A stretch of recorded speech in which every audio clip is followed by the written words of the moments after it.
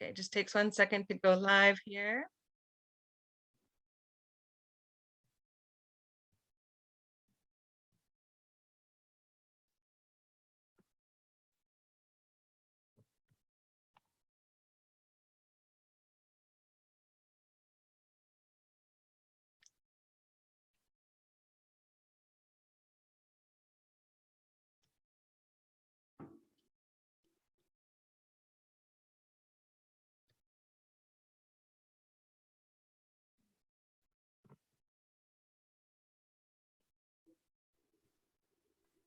All right. We are off. Welcome, everyone. My name is Rhonda, and I'm with the Washington Berniecrats Coalition, and here to help get this thing kicked off. We have about 17 or 18 candidates joining us tonight and about 7 or 8 different organizations, and we'll get through those real quick. First, I'd like to pass off to Eli, so he can kind of update everybody on why we're all here and what this is all about. Eli? Thanks, Rhonda. Yeah, I'm very grateful and happy that we can all be here. This, I think, means a lot for the movement, for the revolution, for us trying to make change in our cities and in our state and in our country, for sure. So I wrote a little something. It's my first time doing something like this, but here it goes. My name is Eli. I'm the current chair of the Washington Progressive Party. I'd like to thank all of you for being here. Everyone here and most of the population now has a deep understanding of what is really going on. The only way we have a chance to change this immoral, evil path is through unity and love. The only way. Our collective awareness, collective communication, and collective will are our only weapons against the sociopath elite, their poisonous corporations and corrupt politicians and white supremacists who are directly perpetuating this death grip on our communities, preventing progress of any sort. Money over human life has been the status quo for a long time. Guess who already knows this? Those people I just mentioned. When they control the media, including our minds from the time we were born, division has always been the name of the game.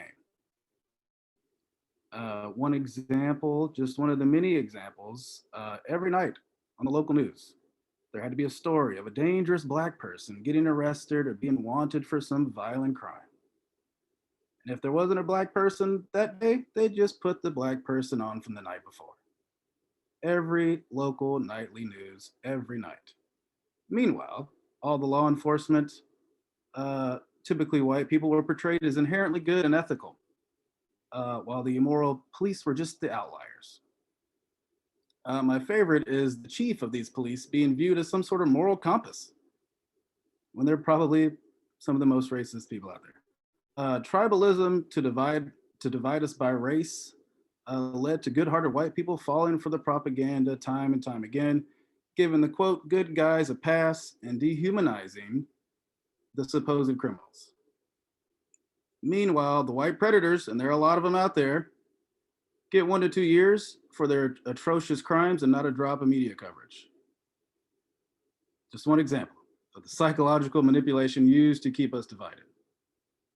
However, things are changing and more people are seeing the truth. The social consciousness is shifting, which is why it is of the utmost importance that we do not allow the divide to infiltrate the revolutionary left. Everyone in this room knows the only way to make a political revolution happen is by getting real grassroots candidates through the primaries and into offices on every level of government.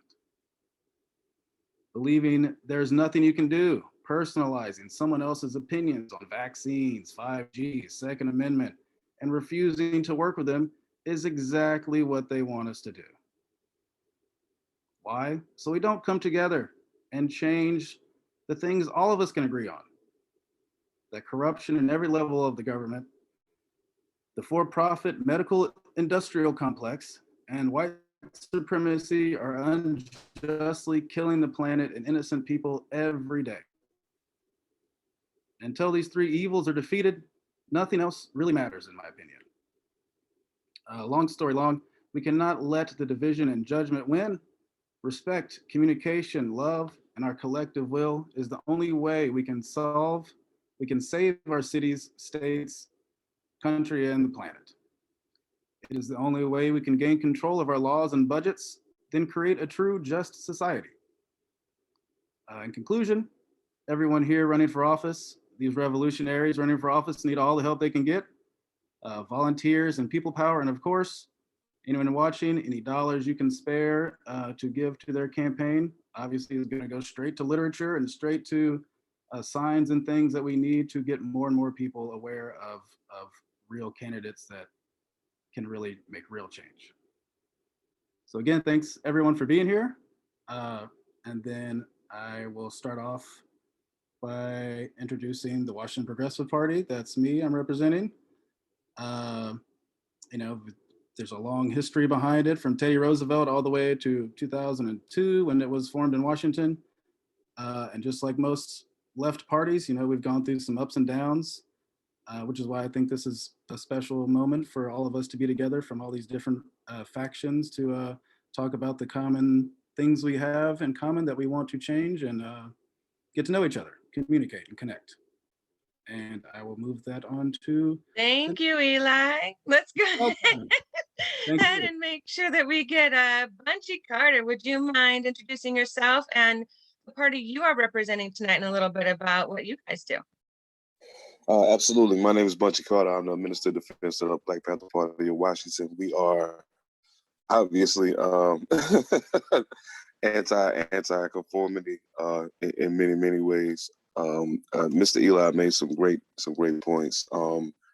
When they say the revolution will not be televised, that may be true, but you can't see it right at the voting polls. You can see the result of it when you exercise your political power. So that's kind of what we're here for, to not only defend the community from the many things that attack us on all fronts, but also to, if you exercise your political power, you can, in fact, change the dynamic and change the narrative that we're living under right now. We have two members of our party who are currently running for city council, Siabhon Ayuso and Treyvon Dunbar. We also have thrown our support behind Jamika Scott for mayor, as well as Amelia Escobedo, who also running for city council in Lakewood. So thank you guys for having us. We look forward to building with all of you moving forward, to doing what we can to help keep everyone safe, and also doing what we can to help push the agenda forward. Thank you. Beautiful. Thank you, Bunchy. All right, Carlos, would you like to go next? Sure. Thank you so much for hosting this. Thank you, Eli, and everybody else involved. So my name is Carlos DeStasio. I'm with the Party for Socialism and Liberation. I originally organized with the PSL out in Harlem, Washington Heights, Bronx, and Queens in New York City. I've been in Washington for 8 years now, connected with the PSL in Seattle, and I'm currently working on starting a PSL branch out on the Olympic Peninsula. Our party's goal is bringing about a system where workers' rights and humane living conditions are paramount, and the extraction and hoarding of our resources and wealth are long in the history books. We believe that we need to be everywhere the struggle is, everywhere the people are. That most definitely includes being out in the streets, organizing with our poor working class people, but it also means participating in the election process in forums like this and unifying the working class solidarity. So that's what the PSL is about, and we're really excited to be part of this and part of this struggle. Thank you. Beautiful. Thank you. All right. How about you, Betsy?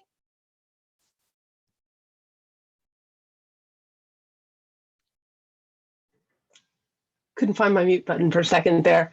So yes, I'm Betsy Zarek. I'm the media messaging coordinator for a brand new party in Washington State, the People's Party of Washington.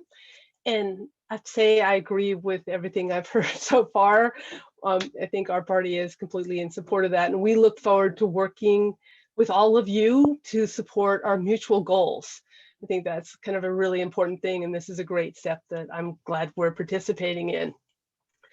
And basically, just to sum up, so our party's goal is to work tirelessly and fearlessly to represent the people and not corporations in every aspect of life. And I'm going to put a link in the chat about, our website, and you can come and join us and do what you can to help all the people that are working toward a better future for all of us. Thank you. Beautiful. Thank you so much. Ryan, would you like to go? Yes. Hello. My name is Ryan Vincent. He, him. I represent the North Olympic Democratic Socialists of America. It's a chapter of the DSA. We're not actually a party, but we're rather a political and activist big tent socialist organization. We're located along the North Olympic Peninsula, chapter-wise from Forks to Port Townsend, Clallam territory. We've been active since around March 2020 and have engaged in a variety of small-scale activities, making masks for the pandemic, co-hosting a local mutual aid fair, supporting like-minded people running for local city positions. And that's us, small scale. Beautiful. Thank you. My name is Rhonda Walker. Tonight I'll be representing Showing Up for Racial Justice in Southwest Washington. And we are part a partnership with our local grassroots BIPOC led and for liberation organizations, really forming a multicultural, multi-generational movement down here. Ophelia Noble, who was coming in to represent Southwest Washington Communities United for Change, ended up feeling ill tonight, so she deeply regrets not being able to be a part of it, but looks to joining in the future. Thank you all for being here. Is there anybody I have missed? I think I got everybody on the list, but holler up now.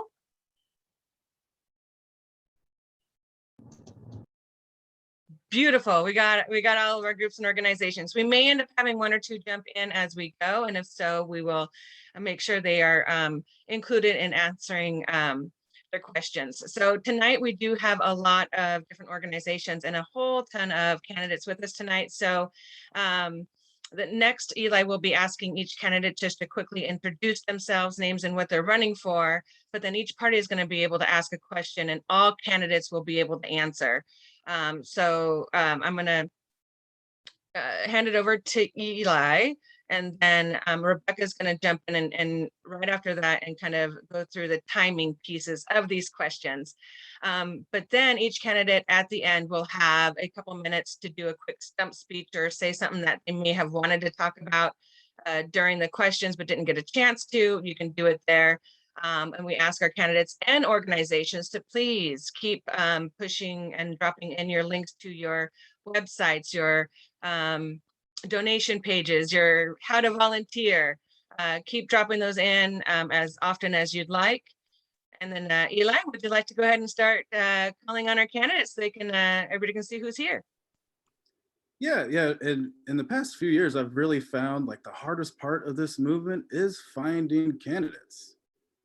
People that are willing to do this, because it is not easy, and it takes a lot of courage. So just everyone here, I really respect you and really appreciate you being here, and it means a lot. So let's start with Fee Mischo from Oak Harbor, running for city council there. Fee, how are you doing? Tell us a little bit about yourself and why you wanted to run. Hi, so I'm Fee Mischo, as Eli said, running for Oak Harbor City Council, position 4. And I'm running because there's just too many vulnerable voices that are not being heard in our community. And it's definitely become a lot of profit over people, over development, and a lot of our families and workers and elderly are being priced out. And so instead of building affordable options, we're getting another $50,000, $700,000 homes. So I'm really pushing because everyone should be able to live where they work and not have to drive 2 hours to get somewhere because they're being priced out. So I am a mom, a military spouse, and a proud resident of Oak Harbor that I believe has a lot of potential. And I'm ready to bring more voices to the table because for too long it's always been men and people of no color. And so we need more voices, and we need those voices to be heard. Thank you.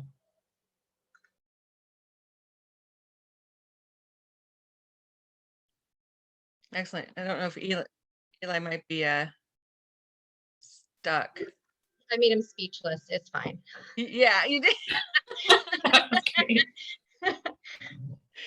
Kim, would you like to go? You laughed and you popped right up, so I'm going to call on you next.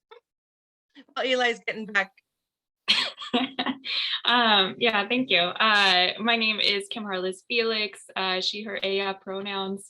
I'm running for Vancouver City Council, position number 1. Just a bit about myself, grew up in Vancouver, not been really politically affiliated with any party intentionally. And it is a nonpartisan position that I'm running for. And that's one of the reasons why I'm doing it, because I'm tired of this dichotomy of only 2 choices. And it's really caused a lot of division here in our city, especially in the county, in Clark County. Very purple county. And this is a position that we have not had a person of color since 1970. And even that person that did have that did not do their entire term. So it's been a long time coming. We need to shake up the city council. It's way, way, way overdue. So I'll end it there, and always open to any questions or anything. Beautiful, thank you. I don't see Eli yet, so Jamika. Hello, excuse me. I'm Jamika Scott. I am running for mayor of Tacoma. Before I get into it, can I just say, this is such a good vibe. I love it. I've been doing a lot of these candidate forum lately, and I just keep feeling oh my gosh, there's so much tension, and there's so much there's just a lot. So this feels good. This feels like people I like to be in a room with. So, but yeah, so I'm Jamika Scott. I am running for mayor in Tacoma. I'm really just, kind of already the sentiment that's been shared here a lot is there are just so many people who are already marginalized and being left out of the conversation. They're not being offered seats at the table. And quite frankly, we're all pretty tired of it. So, running for office was not something I had,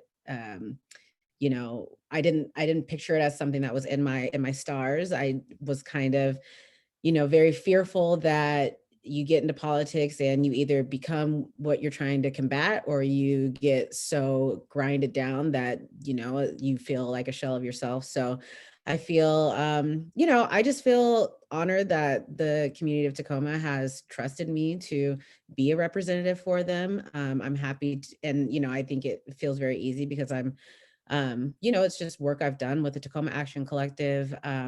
We've been organizing around community issues for a really long time now. And I don't necessarily have the elected experience of the incumbent, but I do have the experience of advocating for and standing alongside the people of Tacoma. And I'm really ready to kind of push out these career politicians who are just engaging in this awful incrementalism and get some work done and take some action. So thank you for your time. Oh, beautiful. Thank you. Thank you guys for being here again. It really means a lot to us. Don. Hey, everybody. John Culver, he, him, running for Kenmore City Council up on the north end of Lake Washington. I work in tech. I build organizing tools to help people understand election results, to recruit people to run for office, to recruit people to go do stuff and change everything that we see in our, I'm hearing a lot of furious agreement on the call. So I've been working very doggedly to try to build stuff to uproot a lot of that and rewrite it. I'm running to bring that to City Hall. I can't think of anyone that I've seen that has really used their office to really go doggedly after these things. All right, we're in, let's go, move, really want to be big on civic engagement issues like climate and affordable housing and a host of other stuff. But I just think there's a huge opportunity there. So that's why I'm running, and also super glad to be here and glad to see everybody. So thank you. Beautiful, thank you. Looks like Eli's back. Do you want to take it back? Yeah, it was weird. The lights started flickering and the Wi-Fi went out. That was weird. But anyway, yes, let's move on to Kim Harless, Vancouver, Washington City Council. We did do Kim while you were gone. Sorry about that. What about, so we're waiting for Jordan for a little bit. So let's do Sarah DeStasio, Olympia City Council. Thank you. So I'm Sarah DeStasio, and I'm running for Olympia City Council, position 6. And I'm running as an open socialist, among other unsalient characteristics. And I really do consider the Democratic Socialists of America my political home. my organizer, to Ryan for it, I would say, and also so much to the folks doing this. I think cooperation and true solidarity between our organizations is the only way that will win. So I've done a lot of labor organizing. I co-founded a co-op for caregivers. I am also a person with disabilities, which even in 2021 is a population that rarely runs for office. And so the race that I'm part of, like many of our races, is super pivotal. This will be the election that in Olympia really decides whether we're in the stranglehold of developers or if we have alternative models for housing, like land trusts or even comprehensive social housing. This will be the election where we figure out if we get to do a $15 minimum wage ordinance. And my hope is, at least if I win, this will be the election that turns Olympia into a demonstration site for real participatory democracy. So good to meet you all.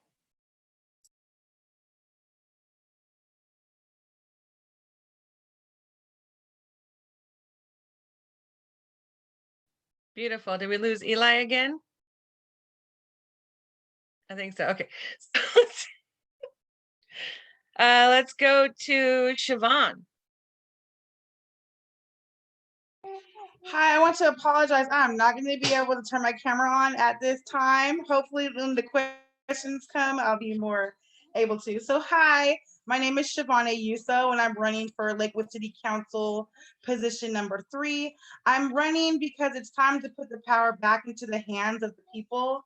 My top priorities are income inequality, housing and homelessness, sustainable investing, investing in green and our climate, lifting the prohibition of cannabis in Lakewood because they don't allow us to have dispensaries here, and also police accountability.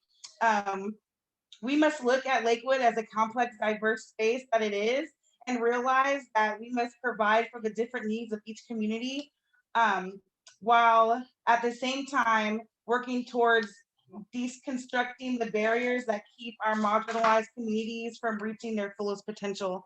And I'm here to help with that and change that. I'm here to bring hope, help, and a better community for all people here in Lakewood. Beautiful. Thank you so much. Treyvon. Thank you for having me. I do appreciate everybody's patience with me at the moment. I'm in transit. But so I'm running for Tacoma City Council, District 5. I have lived and worked in District 5 for the majority of my life. At the moment, I spend my time raising my children there. I live in District 5 at this moment, and the majority of my time is spent raising my kids, working, or working with the community. I'm a part of multiple organizations that I would love to have like represented here at this time, but I'll just, put the links and everything to them in the chat. But I'm a part of SENCO, which is the South End Neighborhood Council, and also liaison for Safe Streets, which is a neighborhood watch of sorts. So we have multiple connections in the neighborhood, and I'm also a liaison of those people who, make sure that we understand what's going on in different sections of the South End. And I'm also a part of 29th LD, which 6 years ago I got into politics, like local politics, working with the legislative districts, Democratic Party. We worked so hard to get Democrats into position. That was the main purpose of us. I work with the Pierce County Democrats. That's our main purpose, is getting, Democrats that we believe that can actually do something into position. And at this moment, I'm the state committee member for, Pierce County, the Pierce County Dems, and the Sergeant at Arms for the 29th LD. I'm also on the Pierce County Young Dems, and all of these organizations, we work together with the community to make sure that people are engaged and involved, to make sure that they're understanding what's going on. Because time and time again, I have been shown that the people we worked so hard to get into office do not come back and serve their community as they said they would. So I myself, this is the very place that I know. I'm in every part of this city, and also this very section, District 5, I know, like the back of my hand. And so I can't allow for another time for somebody who doesn't actually know what's going on in the district, who doesn't know what the district needs, and who also won't go ask the people in the district what it is that they need. That is my goal, running for Tacoma City Council District 5, is to make sure that I can get equitable economic reform for the people in my district and for Tacoma as a whole. And I'm gonna take that much farther because that's the whole point. But we really need to make sure that people are involved. This is their lives, this is our lives. And that's the goal, is to get people to where I don't have to be here, that there are 10 other, young, very capable adults who can make sure that these spots are filled. So we don't have people who just want to use it for power. But thank you for your time. My name is Treyvon Dunbar. I'm running for Tacoma City Council District 5. Thank you. Beautiful. Thank you so much. Andrew, you ready? Yep. So thank you all for having me. My name is Andrew Grant Houston, also known as Ace the Architect. I'm a little under the weather, so please bear with me. I'm going to try and keep this short and sweet. I am running for mayor of Seattle because I am tired of trying to advocate for housing and not seeing any effort to truly provide the housing that is necessary. It is something where I recognize, not just as an architect, but as a housing activist, that there are a number of systems that are currently in play, particularly the Seattle process, where we do listen to community, but we don't actually engage and enact what is necessary. And after 4 years of inaction, and after the past 2 mayors who have both been career politicians and lawyers, I believe it's time for something new. And especially as we address these multitude of crises, including the climate crisis, in which we have less than 10 years to truly make a significant impact, I believe that it's time for change. I am someone who is an eco-socialist, but I am running as a Democrat, and specifically a social Democrat and a justice Democrat, because I recognize if we are going to make that deep structural change, then we need to work within the systems and build this large tent, which is why I'm here today. It is something where my 3 main policy points are focused on housing for all, on a Green New Deal, and on defunding the police department in order to invest in true community public safety. And through that, even though I am not a perennial candidate, we have been able to raise significant amounts of money, and we are one of the top 4 candidates. And so I am here today for asking for your support and solidarity so that we can make it through this primary and finally become the city that we always say that we want to be. Oh, beautiful. Thank you so much. All right, we do have Tyler Vega. There is a surrogate, Kavik, that is speaking for Tyler. Your turn. Yeah, thank you. So, as in terms of core values, Tyler is running for office because he wants to elevate the consciousness of his community such that we can reorient, such that we ask ourselves, what if instead of measuring ourselves by corporate profits, we measured ourselves by optimizing human potential? Or what if instead of an economy that prioritizes obscene wealth for a few, we had an economy that prioritizes what we can do and how well we can do it? Ty is about this idea of thriving versus surviving. For too long, the poorest people in this country have been beaten down and made to accept survival. This is in itself sociopathic in a country with the obscene wealth that we have. So we need to move this to a bottom level of being able to thrive. And that's a great way to stimulate the economy too, because someone who's thriving is active. Activity is the economy. And this is actually a practical idea. It's not a pipe dream. And we do think, Ty certainly thinks that Port Townsend is a perfectly affluent, perfectly capable, and perfectly left enough place to start. Beautiful. Thank you so very much. All right, Scott, are you ready to go? Yep. So, hello everyone. My name is Scott Marshall. I'm running for. I'm a candidate for Port of Edmonds Commissioner at Large, position 5. I originally got involved in politics and political activism because of, well, the climate crisis, as has been touched upon here, and nowhere is the climate crisis more, is that contradiction more sharper than at the ports at our water level. I'm running to protect the Port of Edmonds, our basically our natural jewel of Edmonds is our port and marina, and I want to reduce the carbon footprint of the port with, particular interest in installing solar panels, as well as supporting labor rights. And I'm also the only Democratic PCO in this race, and I want to bring our shared progressive values to the Port of Edmonds. I've been endorsed by the Snohomish County Democrats and the 21st Legislative District Democrats.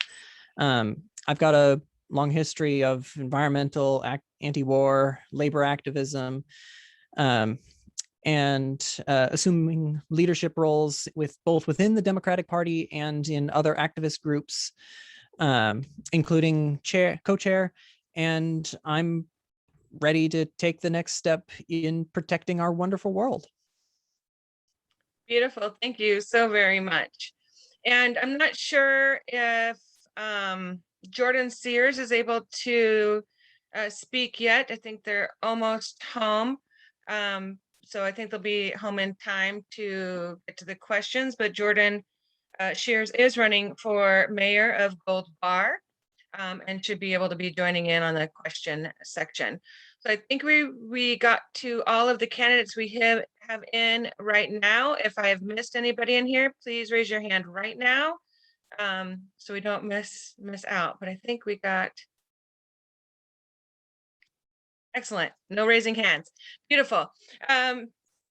Next, we're going to have Rebecca just kind of run through real quickly how the questioning and timing sections are going to be, and her little hand signals to make that happen. Rebecca? Yeah, this will be a throwback to high school debate for anybody who was in that organization. So each of the party representatives will have really about 30 to 60 seconds to pose their question. If it starts to run over time, this is 30 seconds, 10 seconds time. And hopefully I don't have to break in and let anybody know that, but you guys seem to be all pretty on it for the time. And then the candidate responses, we have about a minute and a half to 2 minutes for those responses. So at 2 minutes is when I'll let you know it's time to wrap up. Any questions on that? Nope. Beautiful. Excellent. All right. So I can just go down the list that we have for each group. And we'll go ahead and start with Bunchy.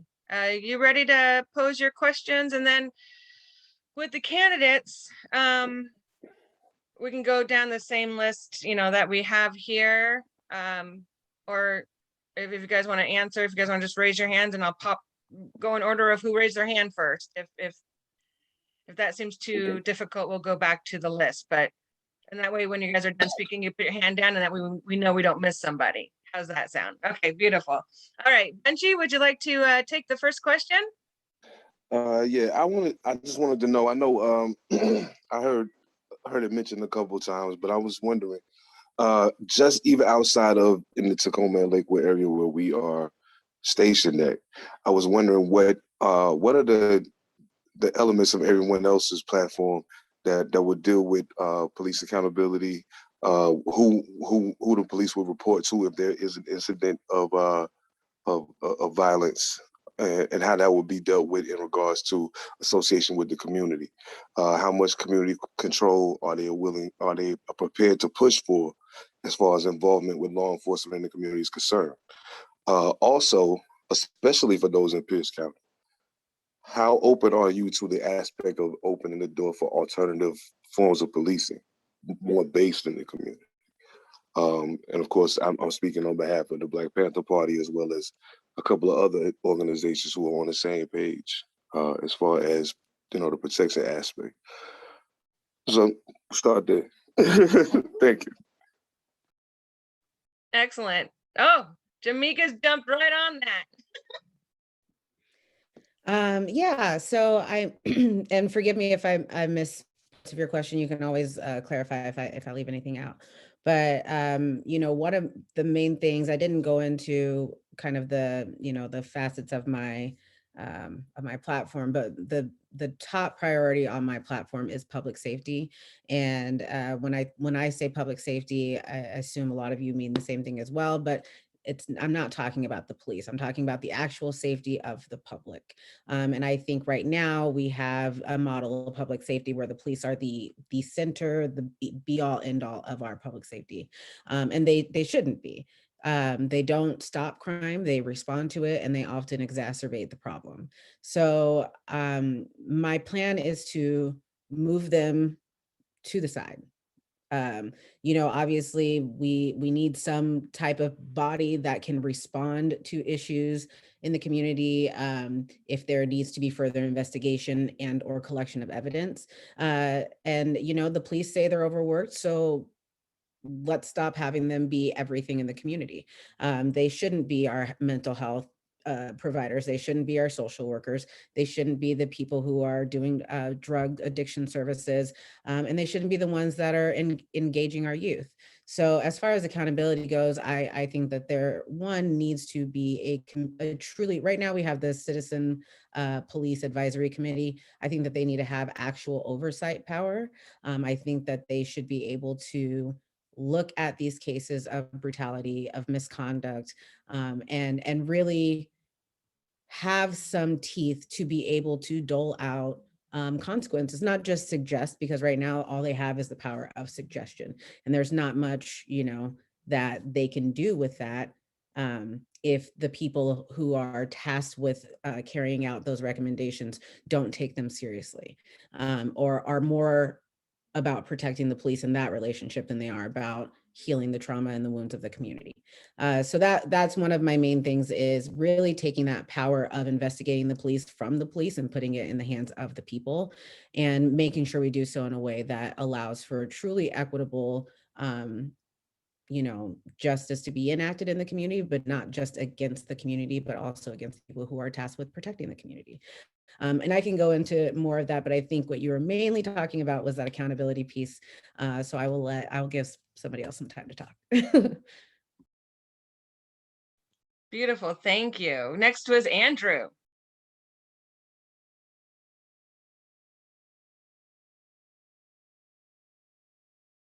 You're muted, Andrew. There we go. All right. When I talk about public safety with individuals in Seattle, I always stress we're providing 100% public safety, but less than 50% of that will be the police. It is working to a method of harm reduction and also preventative care, and recognizing that for many of our community members, it's really about providing them the resources that they need in order to prevent a lot of these crimes, specifically crimes of poverty, from happening in the first place.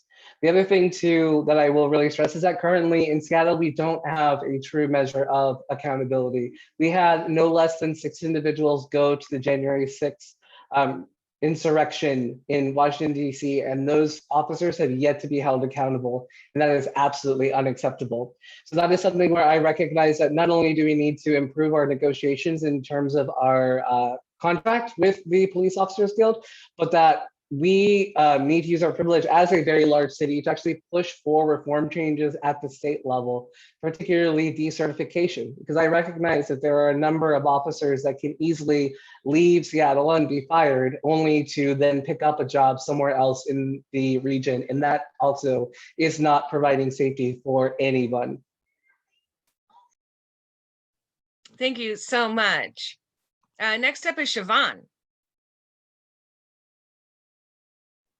Yeah, so here in Lakewood, the Lakewood Police Department receives, well, just in 2021, received 64.1% of our budget. So I believe that reallocating some of those funds, at the very least 40% to social programs like housing, homelessness, it would really be a step up here in Lakewood, because there is no affordable housing or any place for our homelessness to go. There's a lot of mental health issues here. We have the Western states and also the military bases here. So there's a lot of mental health issues that that those funds can go to. Also here in Lakewood, there's a big mistrust between the citizens and the police. Our police chief, Mike Zarro, was found liably guilty of violating 13 of somebody's civil rights back in 2013. He was found to have tried to cover up this murder where Leonard Thomas was holding his 4-year-old son when he got shot by a sniper and killed. And then they promoted him to the police chief. So, you know, there's a big mistrust here in Lakewood. Also, we had another murder here. The officer who was involved in the Leonard Thomas case had killed a man named Saeed just May of last year, and he just got put back on the force. So we need to build trust. So like what Bunchy was saying, maybe having more community involvement in our specific neighborhoods. We have micro cities here in Lakewood. So to get a collective people to do like a neighborhood watch would be awesome. We have incidents that police use of force has actually injured innocent people, and then their use of non-lethal force has actually helped them capture who they were trying to capture. So to rethink of how we police here in Lakewood is one of my top priorities, like I said. And I also just want to say that Jamika and the other gentleman who went after her have great ideas, and I'm loving it. And if I bite you guys, it's just because I'm loving what you're saying. So yeah, that's what I have to say. Thank you. Beautiful, excellent. All right, Kim, you're up next. Thank you. Yeah, to answer these questions about a police accountability, here in Vancouver, they have come up with several reasons to delay just even having body cams. So our police officers still don't even have the basics of having body cams. And not only is this beneficial to folks in our community to have accountability, but it is also beneficial to the city at large, because there are studies that have just recently come out. Well, it actually would save the city money because you reduce liability costs and everything else. So it's a win-win all around to everyone here in the city. The sheriff's department here, Clark County, they've been able to push forward body cams quicker than the city. And I believe that this is the reason why is because there's a lack of will on our city council, because where there's a will, there's a way. And the obstruction and the issues that have been presented as why we have not been able to implement it speedy enough is just an excuse. I've worked in government for nearly a decade. I know that there are ways that you can get not around issues, but rather expedite them through emergency situations. Racism has been declared a public health emergency here in Clark County, but yet nothing has been done. And when something is declared an emergency, you then can have different timelines because you can expedite things. So nobody's utilizing that, and I'm going to be doing that once I'm on the city council. Additionally, like many of the other folks have already brought up, whose safety, right? So when we have members of our community that are saying that they do not feel safe, we need to listen to that and not just put it aside, have listening sessions and then do nothing with them. And we need to actually act on those things. And we've had several incidents just within the last few years of police officers responding to mental health crises, and then those individuals dying, being murdered as a result of family members and community, just having concern and hoping that the police officers that show up would actually help this individual, not kill them. Additionally, when I'm a strong believer that when you call 911, you should have a suite of services that can be there. We should have mental health experts. We should have mediators in times of conflict. We should also have social workers to help those in need. And there's no reason we can't create those codes in our emergency responders, the folks that answer the 911. I actually have a code that I put in for my day job, but that's another thing not related to this. So it's totally possible because there's a code just because of me. And also we have I hate to vacancies. interrupt you, but we are at time. I'm sorry. Thank you. Excellent, thank you. For Tyler Vega, Kavik. Certainly. So this comes back to thriving. And I think the best way to sum this up, the most unifying way to approach this issue would be to focus on the fact that very few people actually want crime, the right-wing propaganda aside. But in order to not have crime, it's just a logical fact. You have to prevent it before the crime happens. It's just because we don't have time travel. There's no other way to do it. And in this regard, even if the police were magically cleansed of racism, they would still be 100% absolutely useless because they only swing by it. They think they're cleaning up the mess. We know that they're just really making it worse. So how do we prevent crime? Well, where does it come from? It comes from oppressing people to a level that violates human rights. So if everyone in a community is thriving, like the one I grew up in, predominantly white suburb of New York, then there wasn't really any crime there. So a thriving community, that's the way to prevent crime. Now, we're also, Ty is very lucky that his campaign will be informed by a candidate slate. So it's nonpartisan, but Cam and Ty are running together. So we have two candidates running different campaigns, but we're sharing literally everything, including funding. And so we will very fortunately have perspectives informed by Cameron Jones, who is the local head of BLM in our county. And we look forward to supporting his campaign. He'll be leading on defund. We're in full support. Port Townsend, again, it's incredibly safe. There's no need for any of that. We could have British style cops in Port Townsend and be just fine. So again, it's a good place to start. And luckily in the county, this may be of interest to other candidates. There is what's called a navigator in Jefferson County. And that navigator's job is to handle things that currently go to the cops that shouldn't. Just like, it's nothing new. It's part of the BLM platform or proposal. So it's one, but if we highlight that success, it can spread. And that's the plan for Jefferson County and Port Townsend. Excellent. Thank you so very much. Up next, Fee. The level that everyone else is here. Oak Harbor has already started doing this, and I was very proud to be part of the community action team that pushed this into force.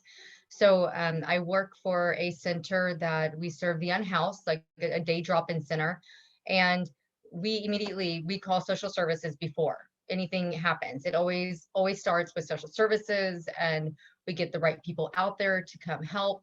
And the police are our last resort. And I want to keep that going, where we also, even though we have that in place, we also need to fund the wraparound services. We have a stabilization center, and it's good for, it's 10 beds. We're a small 28,000 population community. But if you don't have those wraparound services, everything just goes right back to where it was. And so that is really where I see that our community voices, our input has really pushed, and our community is getting there, but we still have that pushback.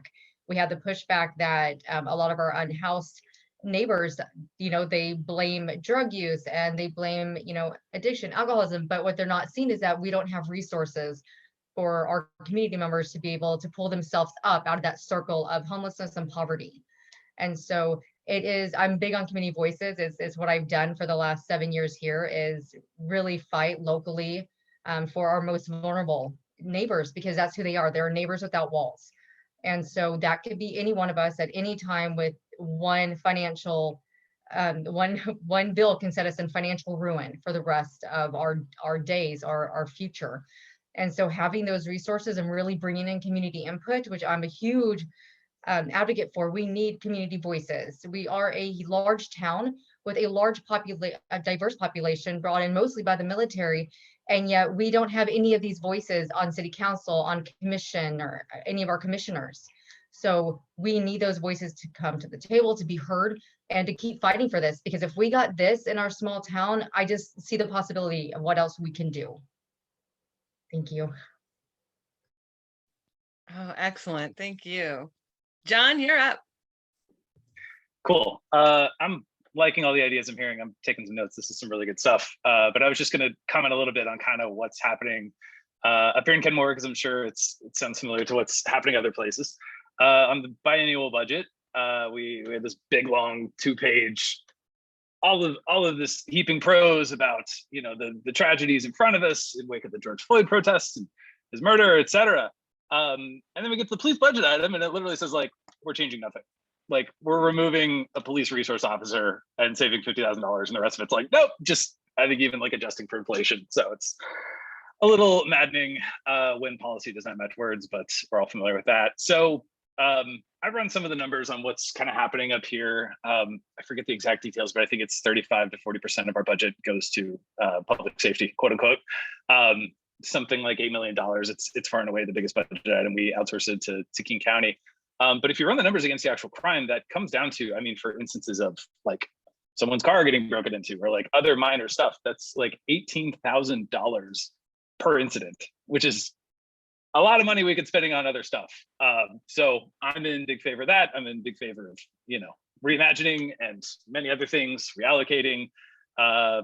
Budgets are policy statements, and we need our actions to match our words, and we are definitely not there yet. So I am running aggressively to change that. So yeah, thank you. Excellent. Thank you. All right, Sarah, you're next. Thanks. And yeah, John, budgets are definitely policy statements. Right. So I'll give a couple of hyper-local examples. We have a very successful crisis response unit that deals primarily with mental health emergencies, unarmed social workers, mental health counselors, but it's housed within the Olympia Police Department, and therefore is subject to those policy and budget constraints. So one thing that we've talked about is moving that incredibly successful program outside of the department. And local organizations, a number of them, most prominently Olympia DSA, did go through the OPD budget with a fine-tooth comb looking for bloat and made recommendations to the sitting city council that were, of course, ignored, but they'll do it again this year. And when I win, I will support that work. Excellent. I love that language. When I win. Yes. Okay, so Jordan is with us now. Jordan, would you like to take the time just to quickly introduce yourself and then go ahead and answer the question? Yeah, just a quick introduction. My name is Jordan Sears. I currently serve on the Gold Bar City Council, and I am running for mayor. It was a last-minute decision because our mayor announced that he wasn't running for re-election on the Tuesday of filing week. I was appointed in March of 2019, and I became the youngest elected official in the history of the state of Washington and the youngest openly bisexual official in the history of the United States. The city of Gold Bar is a very, very small city. I think it's probably the smallest city that is here today talking. I represent about a little over 2,000 people. I got 98% of the vote, and that was 363 votes in total. So our budget, actually most of our budget goes to our transportation improvement plan and our water plan. We are also a contract city through the Snohomish County Sheriff's Department.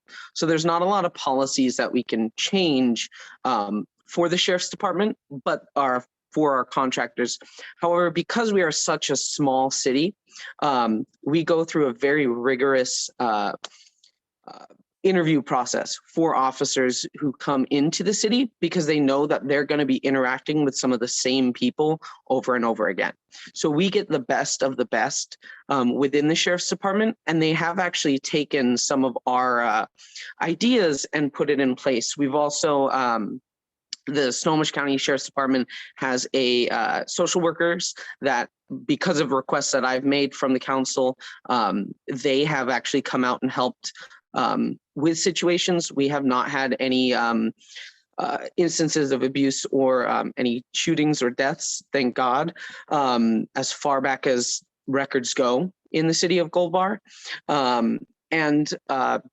I passed a resolution last year during the wake of the George Floyd protests and stuff in support of Black Lives Matter, which, if you know anything about Gold Bar, it is a very, very red Republican district or city. I voted for Donald Trump with about 65% of the vote, and that passed. My resolution passed unanimously. And we did get the sheriff of Snohomish County, who is a very far right sheriff. We did get him to actually release the Sheriff's Department policies and procedures and their employee handbook, which took a lot of work, but we got him to do that. And I've been working with our chief of police for quite a while, making sure that, you know, our city is safe and it stays safe. So yeah. Excellent, thank you. And thank you for joining us. All right, let's see here. Hands are not up. So Scott, would you like to answer this question? Well, Port of Edmonds doesn't really have much of can't really do anything about policing in general, but I have found two ideas that could help if it's worth tossing them out. I've heard in other countries, the way they handle it is to split the roles of policing between, you know, like traffic and civic, and then, you know, Coast Guard, and like splitting these duties up, and then police officers can't cross that. They can only handle their own specific specialization. And apparently that works pretty well.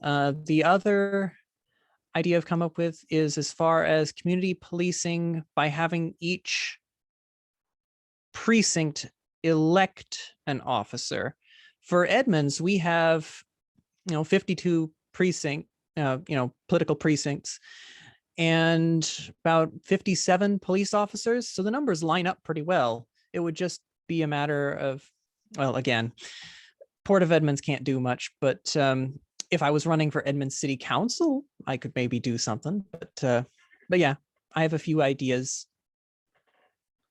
Thank you. Not much I can really do about it for this office, but excellent. Thank you. Thank you. Treyvon, would you like to take it? Oh, yes, absolutely.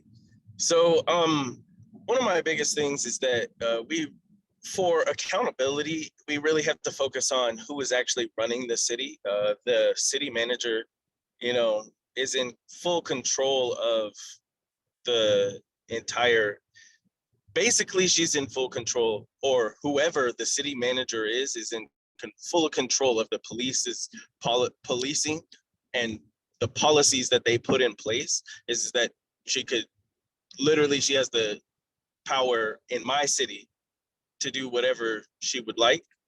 And so we really have to focus on how much power is given to each individual. Like, that overall is why I believe that there is, you know, constant overreach, is that the people who are within these departments, who are given these positions of power, like Ed Troyer is the sheriff for Pierce County. And just recently he has been shown, like multiple people have said, that, he has not done his job to the point that we feel safe with him doing that.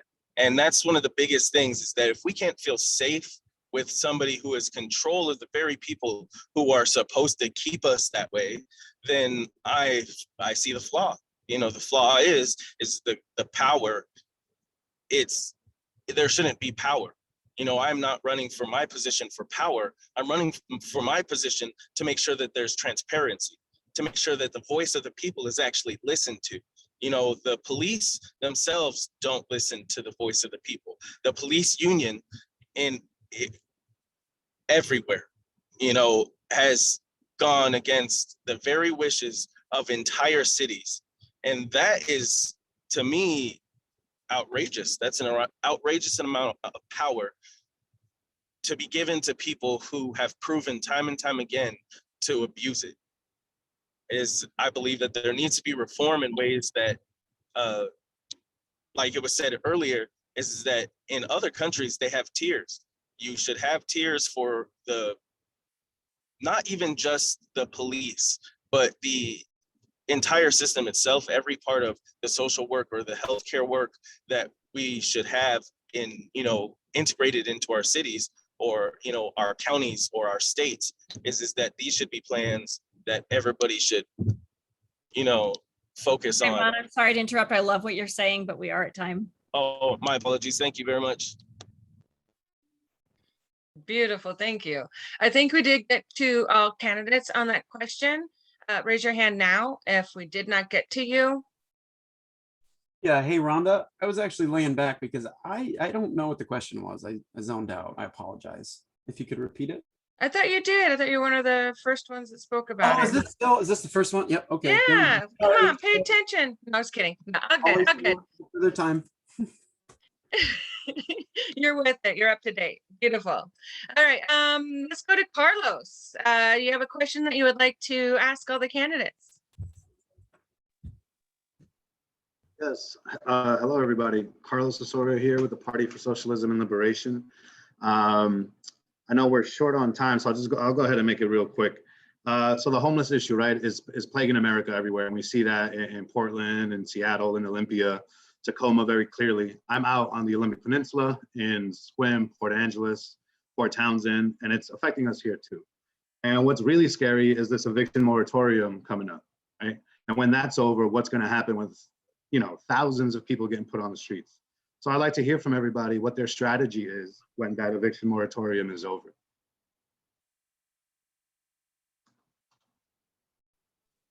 Great question. Thank you. Treyvon was first up with his hand. Treyvon? Yes, thank you. So when it comes to the homelessness issue or houselessness issue for, anywhere, one of the main things should be housing first, is that there have been multiple programs that have proved that that is the viable option. But for the people who are owning the homes, the federal government has, with these past few bills that they put into place, given money to the state, county, and city. And each of those, different sections of the place that we live in should be able to focus on those funds on making sure that the people don't actually, like Jay Inslee should work with each and every mayor of every city within Washington to make sure that those funds, are allocated to the places that needed them the most. Is if there's an entire apartment building of, 60% of them can't afford to get out, of the debt or to pay their rent, then just like, was said earlier, is they're all going to be out in the street. And then that's going to be the entire city's problem, when we can just put the infrastructure in place now and make sure that that doesn't happen. Thank you very much. Oh, excellent. Thank you for that. Andrew, you're next. So I think it's important to recognize where the power lies, and especially as an individual who won't enter office until January, what are the things that we can do right now? And so part of that for me is being a member of the Transit Riders Union in Seattle and organizing the Stay Housed, Stay Healthy campaign to try and push for the extension of the eviction moratorium. Luckily, we were able to extend it until the end of September, but it really should be extended until the end of December. We, I would say, are a good city in terms of having some other protections for renters. I would love to see that really be extended to other areas around Seattle. And I say that in particular because I recognize that a lot of the unhoused population in King County is a result of having been displaced from Seattle first and then falling into homelessness from having a lack of strong renter protections. I also recognize as someone who has been a renter my entire life, I still am a renter, and I currently have over $15,000 in debt from the pandemic, that we really just need more funds. We either need to cancel rent, or we need to actually just put in enough funds so that everyone who currently has debt is able to pay it back, as well as those who have their mortgages. That's the only way we're actually going to see some success and some mitigation from the damage that is going to be caused.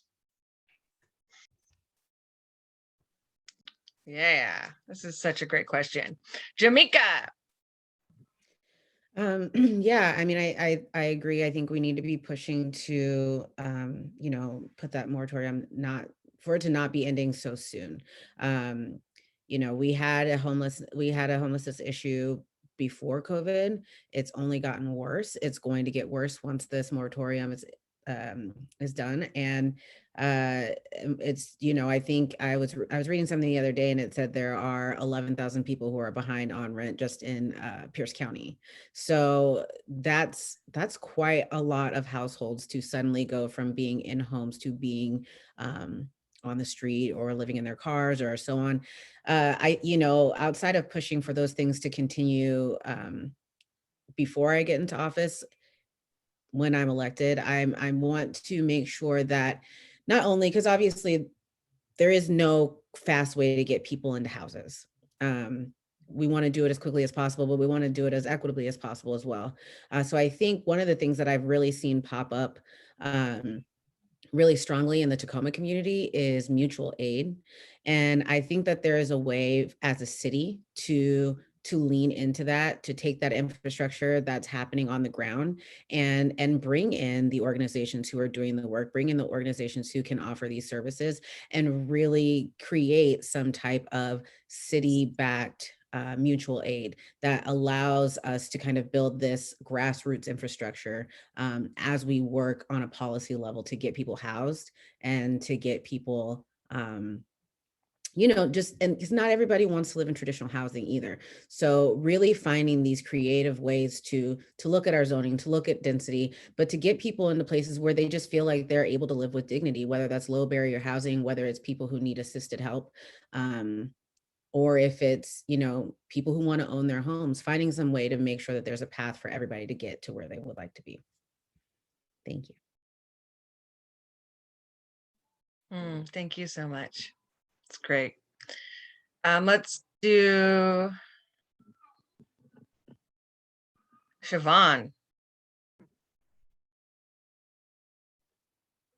Hey, so yeah, Lakewood is actually ranked the third highest homeless population in Pierce County.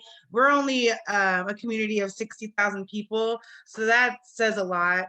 A lot of our homeless people get pushed out into Tacoma or Puyallup and then get pushed back to Tacoma. But I believe that what they call affordable housing is not affordable. We need to make low and extremely low income for our own housing for our lower income community. The dramatic percentage of Lakewood communities creating housing and co-ops for our residents to be controlled housing to help our low income renters become homeowners is also a great idea. They usually say that the city is not into buying homes and doing things like that, but there are so many empty houses that we have around here. They could put funding into those houses, make them green friendly, and put our homeless people in there and achieve affordable housing, real affordable housing. I also agree with Treyvon with housing first. People with the foundation of homes are better positioned to take advantage of supportive services, to get them steady, get jobs, and get treatment or mental health. Yeah, like I said in the beginning, housing is one of my top priorities, and we definitely have the funds and the resources to fix this problem. We just need to put those funds and resources into it. And hopefully, wait, what she say? When I become Lakewood City Council, I will do that. Thank you. Yes, I love the confidence. Got get more of that, y'all. All right, Kevik, known as Tyler Vega. Thank you. Housing is absolutely central to Tyler. One of the stories of infamy about Tyler in Port Townsend is when he took a large steel sail ship to sea as a licensed captain, crewed by all of the homeless people he could find in Port Townsend, and attempts to house them literally at sea. So the lengths he'll go to are beyond question. He's grown up a bit. He's no longer known as that pirate admiral from back in the day. But I think it's important to echo what Fee said earlier, and that it is a matter of justice that people can, if they want to, live where they work and not be forced into one of these four-wheel climate killing machines just to get to work and back because they can't afford to live where they work. Port Townsend is a very wealthy tourist economy. Land prices here are beyond gentrification. It's in a rain shadow. Every wealthy person wants a piece of this place, and no one's carving anything out for the people who actually make that tourist economy possible. So to address this, Tyler's going big, and together we're working on a Green New Deal proposal for a Port Townsend Commons that will be centered on housing, but with all of the wonderful things that come with working within the framework of a local Green New Deal. So I don't want to go into that too much, but very important, all public.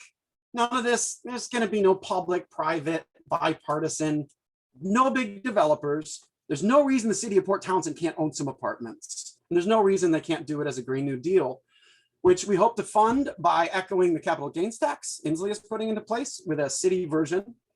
And another proposal that I think is very interesting, Ty's putting forward, is a vacancy tax. There's some precedents for this, where landlords are taxed for vacant units. So it's actually a very capitalist-friendly proposal where you're de-incentivizing kicking people out. Because if, let's say there's back rent they can't get, but they're going to be taxed $1,000 a month while they try to fill that unit, all of a sudden that landowner selfishness can be redirected. Excellent, thank you. Scott, you're up. Yeah. So yeah, while the port obviously can't do as amazing things as public housing and vacancy tax, we can't do something like the cities can do, but I have gotten a little bit creative here and identified that we have this place called the Harbor Square Business Complex, and they make a point to point out that there are 5 vacant business suites at this complex. Make it very clear these are available, and they've been available for some time now. And I'm also aware that even before the COVID crisis, we had 100 families with homeless children in Edmonds.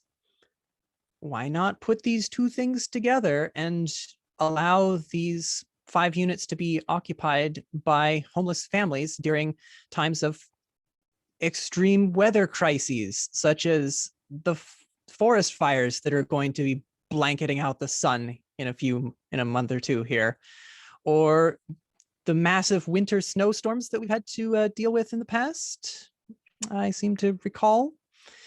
But yeah, had to get a little creative since I can't do the amazing things the cities can do, but there's an idea. Oh, thank you for thinking outside the box from the port perspective. John, you're up next. Yeah, my comment's somewhat adjacent. I want to start it with the Facebook observation. Who doesn't love Facebook posts on my video? Today I learned about a third of the PPP loans were forgiven so long as businesses put most of the money, 60 to 70%, toward paychecks, totaling over $100 billion and counting. It's wild to me that most other countries just gave people money directly, but in the US, most of our relief was essentially means tested through the recipient's employer. One's job became the way of legitimizing struggling. We are so absolutely work obsessed. We're essentially doing this with the with the relief that we're passing on to renters. And I'm a renter, so I was doing this about the eviction moratorium getting extended like everybody else. So yeah, it's a long Byzantine process. In other countries, they're just like, yeah, you shouldn't have to pay rent. Like everyone stay home, don't do anything, take 80% of your paycheck, or whatever equivalent for folks who don't work, and just get healthy. Let's just get through this. And instead we have, like I said, like a Byzantine process. Like I'm glad it's something. It's better than nothing, but it's just a shocking revelation of priorities to me. So yeah. Oh, thank you so much. If the candidates who have not gone yet can raise their hand. I think I'm trying to remember who all went. Fee, did you go yet on this question? I did not, but I mean, I'm in line with what everyone is saying. And I mean, we need affordable options, and just the work I've done for the last few years. We were very fortunate that our funds are going directly to our residents. But like I said, we have like 28,000 people here and very few renters. We don't have a lot of renting options here. A lot of people more choose to buy, but it's something that I want to look at very closely whenever I make city council, because housing it's a right, and everyone should have some place to go to feel safe and taken care of, and should not have to, I mean, just like childcare, it's like rent is one of the most expensive things for people. And that's something that we have to work out as a community, because not everyone is a developer or, married to a developer. So we don't have the options. I mean, we're military and we live in base housing because we can never afford anything out in town. Like there's no way my husband will serve this country and probably, retire in a few years, and we don't want to have to move, but we may have to because we will not be able to afford what our town has to offer. And so that is a lot of the struggle that we're seeing here. And we have to do everything we can to get people housed, because stability is so important. It's just to get the resources, like, I believe it was Jamika that was saying, I'm sorry if I'm incorrect about that, about having a home starts with everything, and just having a shower and a bathroom. It's so much more than a house. It is stability. It is resource driven. It's giving those people a sense of pride and ableness to do something, and also feeling safe. There's so many people I work with that they're just terrified because even the shelters are not safe. Sleeping out in the woods is not safe. And so just having that secure safety, being able to lock your door, is so much that gives people the freedom to be able to leave that house, go out, work, get to services that they need.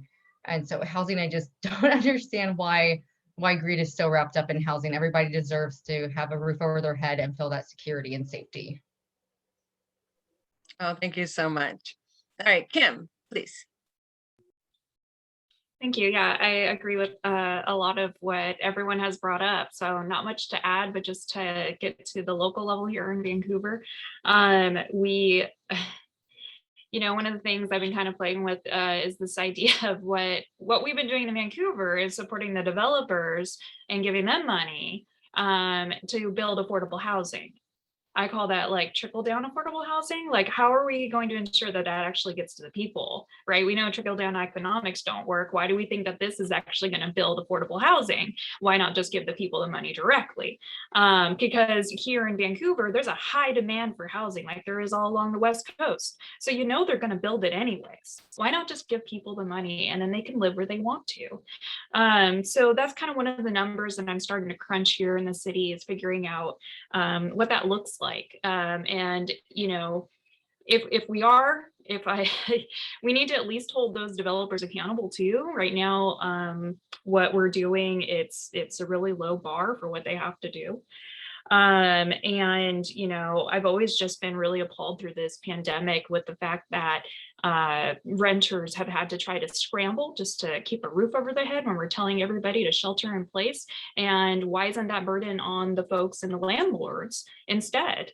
Why don't we just have rental forgiveness, and now the landlords need to be subsidized that way? It shouldn't be on the people to figure that out. I've been a renter most of my life. I just recently bought a house through pure luck. And I had given up on the idea of buying a home, but I found myself in a situation where, you know, it just happened. My cousin knew someone and whatever, and it worked out. And it shouldn't be like that. And I could talk about housing all day, but I agree with a lot of what has already been said. So I'm just move on. Yeah. Oh, thank you so much, Kim. All right, Sarah, you're up. Thanks. Here in Olympia, about an estimated 30% of folk who are unhoused because of evictions.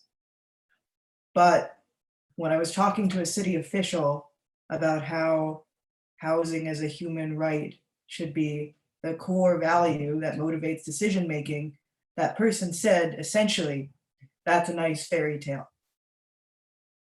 And also, though, there was someone from the Thurston County Regional Planning Commission who said, we're beginning to talk about how the private sector might not have the ability to meet human need when it comes to housing.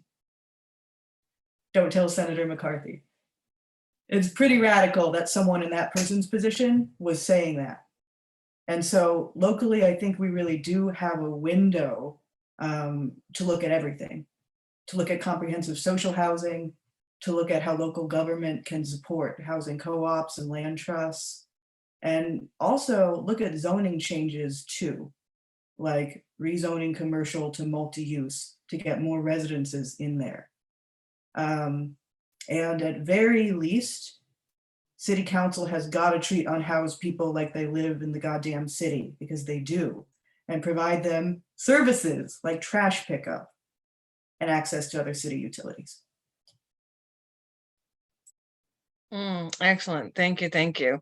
I think we got all candidates. Tyler Vega is with us now, but his surrogate did answer that one already. You are putting your finger up because you want to say something. Is that what you're trying to say? No. Okay. You're good with that. All right, good. So we do have somebody in attendees who has their hand up, and General Avneo, I apologize. I know I am butchering the name. We will be able to take hopefully some questions from the audience towards the end after the organizations ask their questions. So just to let you know, I'm not ignoring you. You are seen. And thank you for wanting to participate. All right, let's go to Eli with the Washington Progressive Party. Eli, do you have a question for all of our candidates?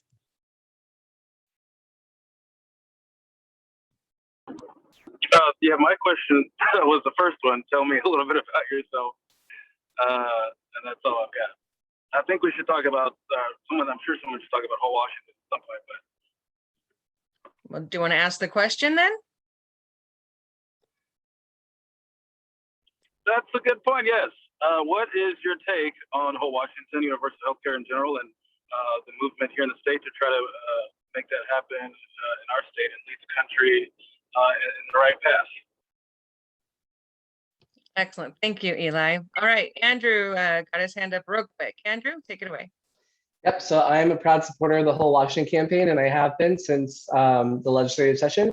It's something where I recognize as an organizer that I could use my campaign to help organize for things like this.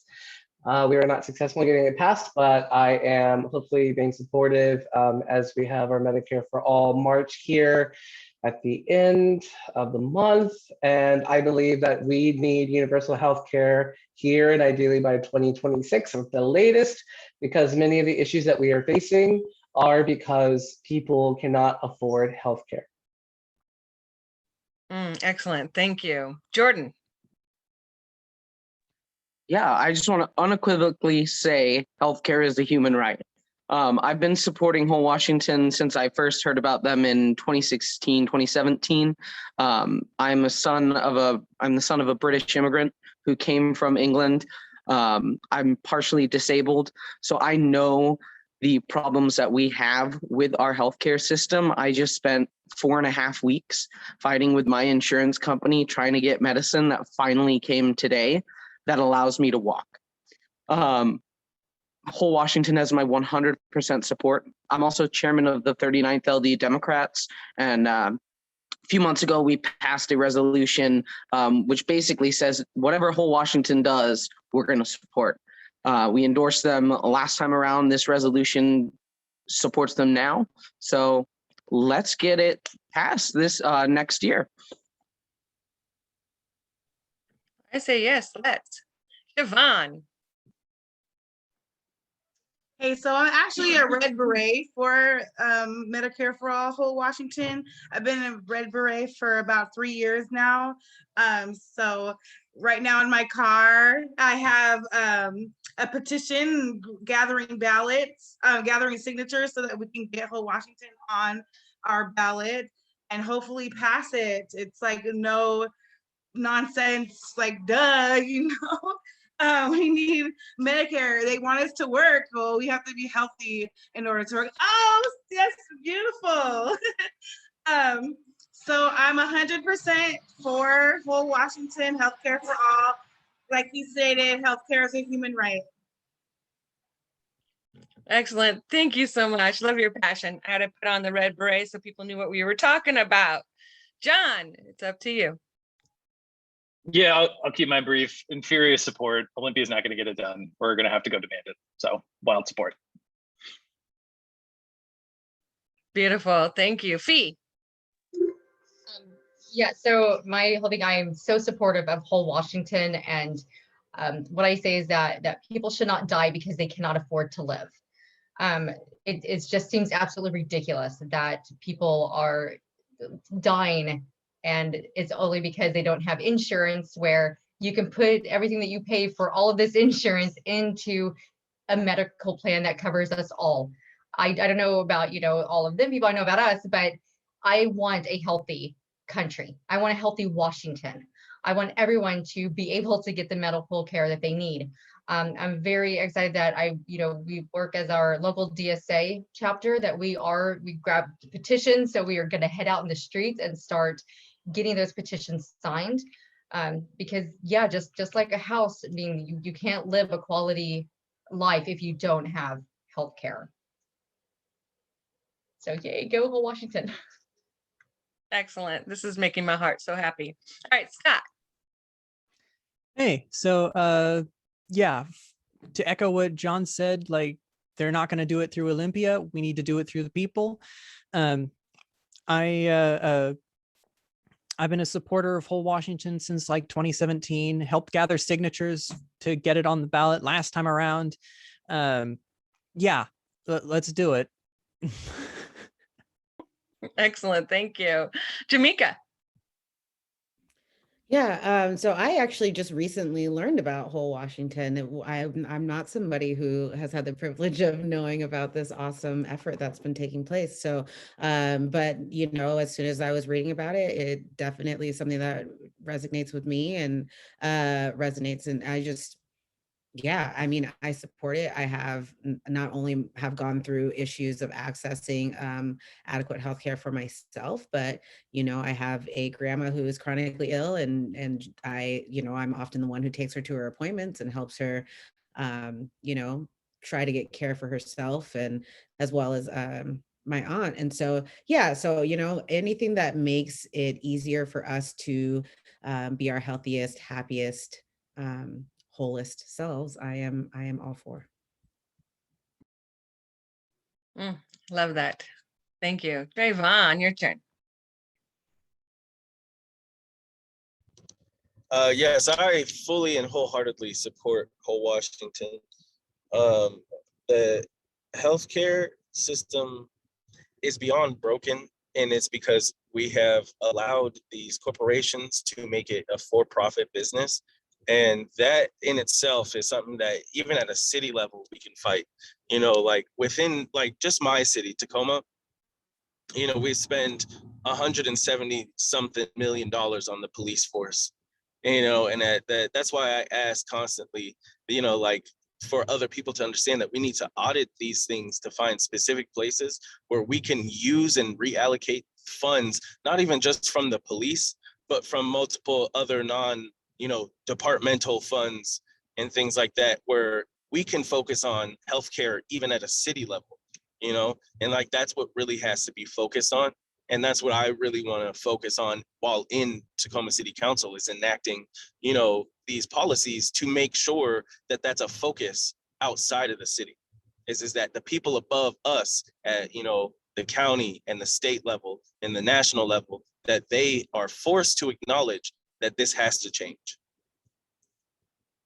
Thank you. Excellent. Powerful. Thank you. All right, please welcome Tyler Vega as himself.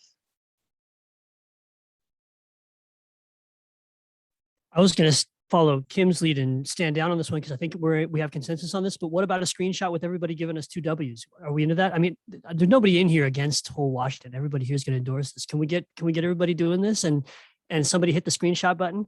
If you endorse it, if you don't, no big deal. Turn your screen off or something. But I think this is going to be I want this shot. Okay, well, hold on. Let me put this into full gallery view so everybody is seen, right? And then I'll take a picture. So I'll let you know. Hold on. What do you say, Georgia? Pulling this out of nowhere here.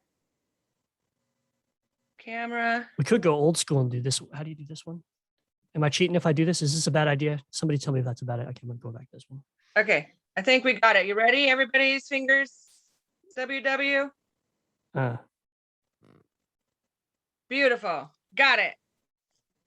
Thank you, Tyler. Just shooting from the hip as usual. Thanks for that. You always have to keep me on my toes. All right, Sarah, your turn. I support Whole Washington, and in fact, the neighborhood hub for Whole Washington petitions is right next door at my neighbor's house, who I see is on the call tonight. Hey, Jessica. And also, I was a caregiver for 10 years, so I've seen firsthand what happens when people can't afford care.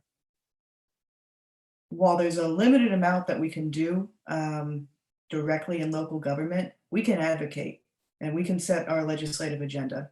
So city council members do have both informally as private citizens, but formally in their roles, the ability to push for things like Whole Washington.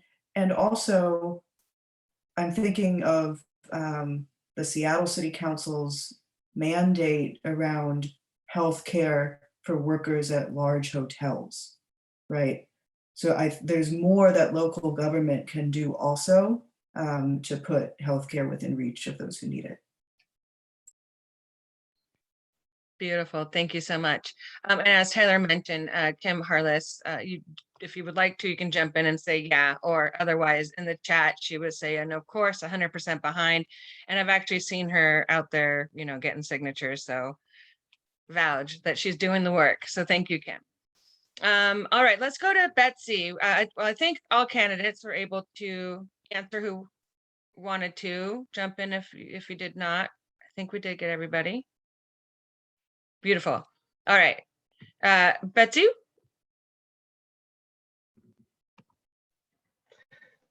Hello, all. Okay, I have a 2-part question for you. That is, given our disappointment in so-called progressive candidates so far, who have continued, as we all see, to fail in keeping their promises that they've made, what obstacles do you foresee that will try to keep you from fulfilling your promises to, for the people, to the people, for the people, and how will you kind of combat them or rise above them? Thank you. Ooh, excellent question. All right, Fee jumped at it first. Fee. I know that my position is going to be difficult on our city council. It's I think 2 female, the rest are all men. They are all white, and they are realtors or developers. or married to. So I know that there is going to be a lot of pushback, you know, because they know I work for the community and they know, you know, they call me a bleeding heart. And I'm like, at least I have one. So I definitely see the pushback that I'm going to get to where, you know, I'm running on community compassion and commitment. And my opponent, I actually ran against him for commissioner last year when I ran. And unfortunately, he is, with me having a trans child, he is very transphobic, homophobic, a very large Trump supporter. And so we are very opposite. I'm very fortunate that I have the other woman that beat us, who is also Republican, is coming out and endorsing me over him, which is a really big deal, because she whooped his butt. And so to get her votes on top of everyone that came out and voted for me, that really showed that, to me, to have my community behind me was really big, because they know that I'm a progressive, that I'm running as a democratic socialist. So they knew that at the time that I ran, and I got a great amount of votes. So mine is leaning on the public and encouraging and getting more people to run for office, more people that are most vulnerable, getting people of the BIPOC community to come out and also run and put their voices not only in politics, because I don't want to do this, but no one else was stepping up, but to get their voices into the community and get their voices heard, and coming to city council meetings and coming to board meetings and pushing for our community, because they are the community. They're who we work for, and to let them know that I will work for them and I will keep fighting for them. It may not be this year or the next, but I will not stop advocating and fighting for their rights. Beautiful. Thank you, Fee. Jamika. Sorry, I couldn't find my unmute button for a second. Yeah, I think my biggest issue is that you know, when I win, I'm definitely not the person they want to win. I'm not the person they want running. I'm not the person that they, you know, I didn't ask permission from the political elites of Tacoma to run for mayor without having run for city council. And so I've been very, very, very outspoken about the systems that we have in place for the last 5-6 years now. And I think that, you know, just on principle, Tacoma is a very, you know, I think we're the third largest city in the state, but we act like a pretty small town. And there's a lot of cliques. There's a lot of, you know, people circle the wagons, and it's kind of hard to break through a lot of the gatekeeping that happens here. And so I think that's going to be the biggest problem, is just the people who are currently in power in Tacoma. It's not that they're not ready for change. They don't actually want change because it's uncomfortable for them. They're very comfortable where they're at, and to push against that comfortability for them is going to, it's going to really trigger them, and it's going to definitely not make things easy. So, you know, there are other people running, people like Treyvon, people like Kiara Daniels, that if, you know, if we're all elected, when we're all elected, it's really going to make an impact on our city council here in Tacoma, and it's going to make some impact on just kind of how things are done, and who gets seats at the table, and whose voices are being centered, and how effective and impactful our policies actually are. So looking forward to the fight. Beautiful.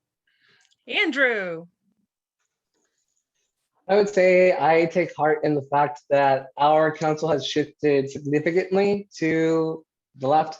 And so it's really about having a mayor who is able to empower council. And I served as the interim policy manager for Councilmember Teresa Mosqueda for roughly 6 months. And so I already have some bits of connection with them. And it's really about just making sure that we get these things done. I would say the biggest challenge that I will run into is wealthier, whiter homeowners who don't want to see change. They are people who are extremely comfortable with the way that things are right now. But unfortunately, as we know, the system at play currently is unsustainable. And so what I've really focused on is, in terms of my policy, having it very clear and having actionable steps as to how we're going to make things happen. And of course, organizing. It's my background and what I do. And so when we actually built these coalitions to work through these policies and actually get them approved through council, there's nothing that we can't do. That's great. Thank you. Kim, you're next. Thank you. Yeah, I've been playing the game for a while, as you can see with the crap behind me. I actually recently put them up because folks weren't taking me seriously. So that's the kind of environment that I'm currently going to have to be navigating. And, I have to be very covertly. And I know Ophelia and Eli and everyone in the community knows, and I've had conversations about how, not going to be able to be saying everything straight out, because you have to develop those relationships and build that trust and have that sense of community, even with players that, and that's just my community. That's how it operates. We have a lot of scared folks that are scared of change, that are scared of me.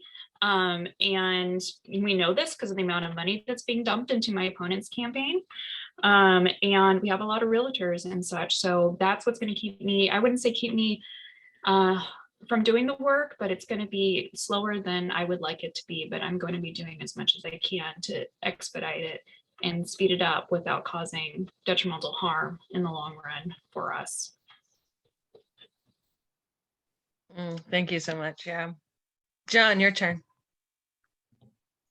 Yeah, I think that pressure is going to come, in the form of taking certain actions or not taking certain actions. I think you're just going to have to be candid with the public and tell them, like, some people are going to see it, some people are going to smell it out, some people are going to do the research and that kind of stuff, but you're going to have to be just, hey, like, there's something kind of nasty going on here, or like, just explain it to folks and take it to the voters and make that case to them. So then instead of them, instead of fellow seatmates or like other powers that be, so to speak, in your district, like put it on the voters, put it on the people that are trying to get you to do something that you can't rationalize. Put the pressure back on them. Just expose it, stand in the sunlight, speak your truth. It will find its way. When you speak that truth, it resonates with people, and people can see, like, this doesn't add up or whatever. So that will be my strategy. Excellent. Thank you so much, John. Siabhon. Right. So like the woman said before, her council is predominantly men. Just like Lakewood City Council, we had for many years, one woman of color, one white woman, and then 5 white men who are all over the age of 65. So to say the least, that panel is Republican. And so what we need to do is have more people with progressive views run. Just run for anything to get your voice heard, so that more people will be like, oh, I feel like that too. Maybe I should run. But I will do everything in my power to get things done. I'll work with legislators, create ordinance to achieve these goals that we're trying to achieve. The incumbent who I'm running against actually said at rally that we had, your community, my community, and left me thinking, like, what do you mean? We're all in the same community. We're all here in Lakewood. So yeah, it's gonna be a battle, but I'm persistent and I am here for the long haul to get things done and have the unheard voices of my city be heard. Wow, excellent. Thank you so much. Scott, you're next. Yeah, so to echo a lot of what's been said here already, it's I feel like the key here is going to be organizing. Like for the Port of Edmonds, nobody really pays attention to the port. Like right now, most of the attention is on the big city council race, locally, but the port does have impacts on things, and getting people and going out there, organizing people, talking to the voters, and is going to be the mechanism by which people can start getting involved and start paying attention to, hey, politics does have an impact on my life. The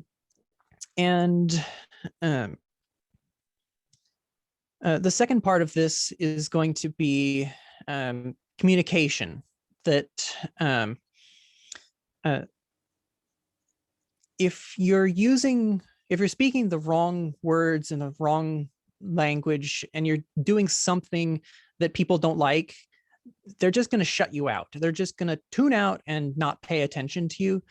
And the key is it's those two keys basically, that you have to speak to people in their language to get them to move them left, and to follow that up, organize them to go out there and try to get them to pay more attention and get them to get talking to one another, so that people can realize that their struggle is not individual. Their struggle is a communal struggle, and that together people do have the power to change things.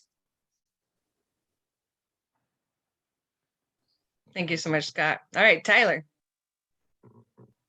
I love this room. Okay, so I'll be as quick as possible. I know. So we're the far left, and to get anything done, the cold hard truth is there's this issue of compromise. We're up against the damn status quo itself and greed itself. So some of us are gonna get elected, and we're gonna have to do things we don't want to do and make compromises we don't want to make, and we're gonna get shat upon by our peers and all kinds of crazy stuff. There's no solution to this problem, and I want people to be really aware of that. That is what happens to leaders in this country. But on a holistic scale, look around the room, and if we get this room elected, eventually we have a majority and we can actually do the things we're really caring about. So I just want to bring to the table that we're going to get our asses kicked on this subject time and time and time again. It might be, if we even survive this apocalypse, it might be a long time, but we will get there. Take the time to like every person's page in this room and develop a relationship with everybody in this room. We can do this, and it's going to take time, and it's going to get real ugly, especially if we get elected. So I'm going to yield the rest of the time. Oh, excellent. Thank you, Tyler. There's no more hands up. Is there any other candidates that have not spoken on this that wish to right now? Treyvon.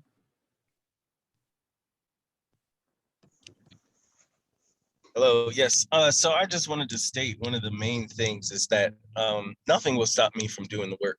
Is that the work that I plan to do in city council, I've already been doing for years now, just like Tyler just said, is that it's all the work of the community. It's the work that we are putting in that then is transferred on to the councils and the, other boards that like to take credit for those things. But, who are the people who put up resolutions? It's the people. It's not the lawmakers. They're the ones who take them in and say, okay, this sounds good. I'll go with it or not. So that's one of the things with me is that this might sound a little outrageous, but it is the truth. I understand the language of the oppressor. I understand that I need to learn more of the language of the oppressor. And the goal to learn that is to teach people the language of the oppressor so they actually understand what is happening to them.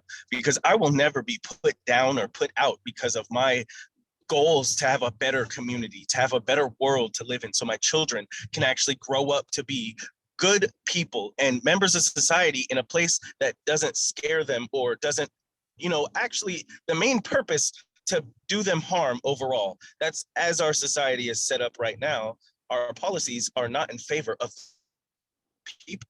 And so I will never stop working until the policies are in favor of the people. That is my main goal. And thank you for your time. Oh, excellent. Thank you so much. Sarah, your turn. Thanks. I'll also be brief. So this is especially for my fellow city council candidates. We've already talked about external pressures, but I think especially for city councils, there's those internal pressures of working in a group, and we run as if it's going to be a city council of one, but it's not. And so I think getting support, particularly in the form of organizational support from groups like DSA that can help anchor you in your ideals when the other members of the council that you're part of keep pulling you in another direction is really essential. And I'm really grateful that we have the opportunity to connect in this space, because I think relationships that we develop outside of our own districts, cities, will also be what helps us withstand the forces that in some cases really would seek to destroy us. Thank you so much. All right, Jordan. Yeah, so I've actually been, like I said, our city is very small. We only have about 2,000 people. I'm proud to say that I have helped move the city council quite far to the left. Considering just 4 years ago, before I was on the council, the city was nearly bankrupt. The city, you know, in 2012, 60% of the city voted against the gay marriage amendment. And in just a short period of time, we have been able to pass more resolutions than any other council member on the city, but also putting people first and actually saying, hey, look, we believe in this, whether they're a marginalized group or not, even if the majority of people might not agree with it, it's what's right. And I'm going to always fight for what's right, not necessarily what the majority believes. And so I'll just keep it short and say that. Excellent. Thank you so very much. I think each candidate was able to answer that question. I'd like to bring in Ophelia. She was able to join us. I'd love to give her an opportunity to introduce herself and her organization and ask a question. And then we have Ryan as well. So I'm hoping people are okay going a few minutes over. If not, let me know. But then, yeah, each candidate will be able to do their little sign off here at the end shortly. So Ophelia, would you like to take the stage? I don't mind at all. Can you hear me okay out there in Zoom land? Yes. My name's Ophelia Noble, she, her pronouns. I currently live in Vancouver, Washington, part of Southwest Washington, and really looking forward to watching and following Kim Harless's run, Kim Harless Felix, as she moves forward in her race. I represent the organization Southwest Washington Communities United for Change. We are a civic engagement, leadership development organization really centered on uplifting, empowering, and building the leadership of our BIPOC, Black, Indigenous, people of color communities down here in Southwest Washington. We really push organizing. And so I've been listening in for about the last half an hour, and please forgive me, I'm shifting grandkids around, so I can't point to the person who has really steeped their campaign in organizing efforts, right? Really moving their political campaign through community connection and organizing around initiative. And I think a lot of times when candidates come into and want to represent communities of color, marginalized communities, we forget about the people, right, in our leadership. So my question is around that organizing and how each candidate views themselves and their leadership as representative of the people that they are standing or sitting at the table representing. I hope that's not too much to ask in this space. Great question. Thank you for joining us. All right, Kim was the first one with her hand up on this one. Kim? Yeah, thank you for that question. Something I've been really pushing in all of my candidate interviews and all the things that I've been in for this campaign so far is that we need somebody that actually has lived experiences of trying to survive and live in our community. I've been someone that's been on WIC, been on food stamps, has had TANF, has tried to raise an infant son while going to college and having 3 jobs at the same time. Our current council can't share that they have those lived experiences. I'm also Indigenous and Chicana and a person of color, as I've already shared, you know, and those are lived experiences too that we currently don't have. And I'm always going to be a representative of the people, and I'm going to be called out when I'm not. And I welcome it, you know, and that is what I'm going to keep talking, so I'm going to stop it there. I think you got a gist of of everything I want. Excellent. Felt that passion. Thank you so much, Kim. Andrew. Yeah, so I would say in many ways, I'm in an interesting race because there are a lot of other people of color running in this race. But what really separates me is my youth being a millennial, everyone else is significantly older. They're more entrenched in, I would say, older, more conservative ideas as to what it means to actually be progressive.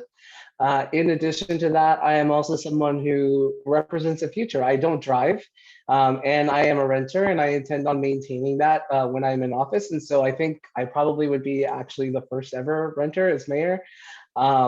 And I would also be the first Latino as mayor and the first queer person of color as mayor.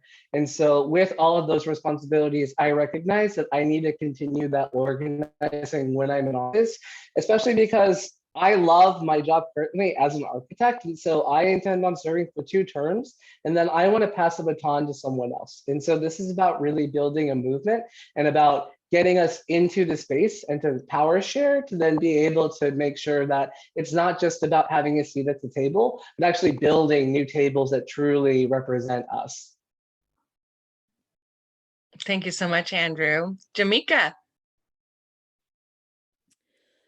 Yeah, so I mean, I've been organizing now, you know, and when I got into organizing, it wasn't something that I had even really, I didn't know what it was. I didn't really call myself an organizer or an activist. I just was somebody in my community who saw needs in my community, and I've always been raised and to be an active, caring, compassionate community member. And I, you know, my mom instilled that into me at a very young age, and I've taken it to heart because my mom's one of my favorite people. And the example that she set is, you know, it's something that I hold dearly.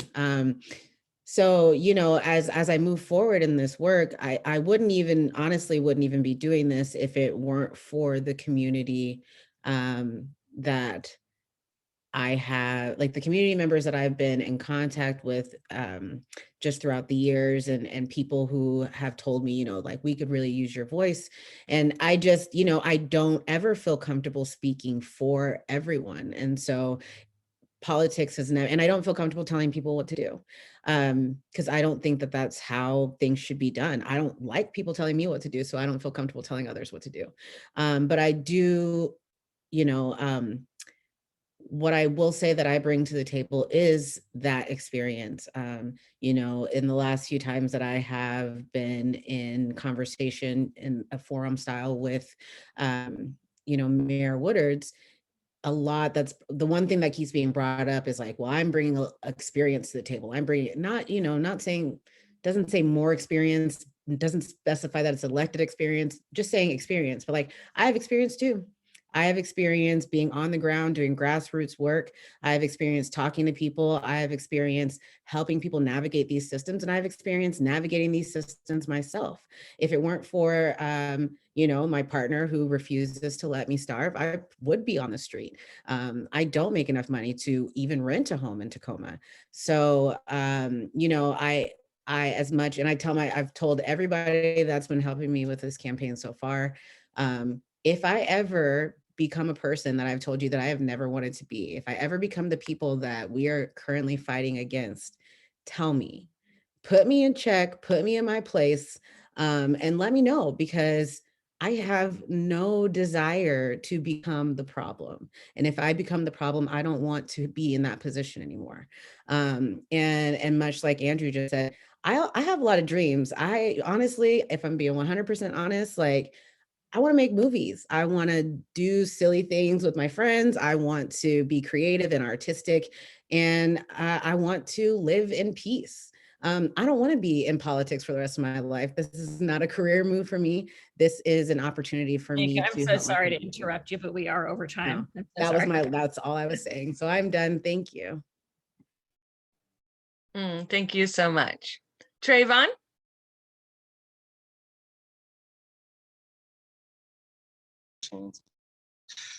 Yeah, so one of the main things I wanted to talk about, like with organization or organizing, is that that's one of the biggest things that like really is the backbone to everything that gets done, is that all the people who put every bit of ounce of their time, their extra time, you know, after working and, you know, living their lives, all the work that they put into making sure that these events or, you know, people are out there getting informed. That's one of the main things that has to, you know, be bolstered. There needs to be more help for these people overall. And also for myself, I don't see myself as any different from anybody else who lives within, you know, this world. I literally just want to make sure that everybody sees what I see. Is that, like I said, I'm no different. It's just that I was opened up to the inner workings of how this all goes. And I want to make sure everybody else knows. And thank you very much. Thank you. Siabhon. Hey, so I got lucky enough to be pretty active in my community. I'm a PCO, I'm a member of the Tacoma DSA, Latina Caucus. I was able to come together with some other local activists because some women of color in Lakewood had started SIS, Sisters in Solidarity, to bring accountability for police. And within that, we were able to collaborate and become Tacoma United. And those people on there are amazing. They have like the Divided Black business. They're always pushing for social justice, which is amazing. And actually, my slogan for my run is bringing the power back to the people. So that's where we need to start, and that's where we need to stay. I was asked what the Sunrise movement signing the no fossil fuel pledge, and that is I won't take any money from fossil fuel, which I'm not taking money from any big business like that, because I'm not here to represent them. I'm here to represent the unheard, and the people who feel like their voices aren't heard. So yeah, I've been in the struggle. I'm still in the struggle, and I want everybody not to have to endure what I went through. So I'm here for the people and to uplift people of my community and all the community of Lakewood. That's it. Oh, thank you. Thank you. Fee, your turn. Thank you. So as a white woman, I know my place is not to be the voice of others. My time at City Council will be opening up space for voices to be heard. Voices that are definitely experiencing things that I will never experience in my life. But that's where I want to make space, make room for the next time that office is ran for. It doesn't need to be me. I don't want to do it. My passion is advocating and legislating and going to DC and Olympia to fight for my causes. So that is my passion, volunteering and being involved at the ground level, because that's where I feel like organizing, we get shit done.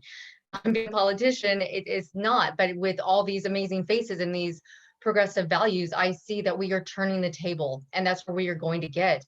But also getting these, you know, where the people I work with, the most vulnerable, they have given up hope to where their voice doesn't matter, and they say their voice doesn't matter, so their vote isn't going to matter. And that's where I want to engage and bring out my community members and say, you know, my biggest thing is like AOC, you know, I always use her as an example.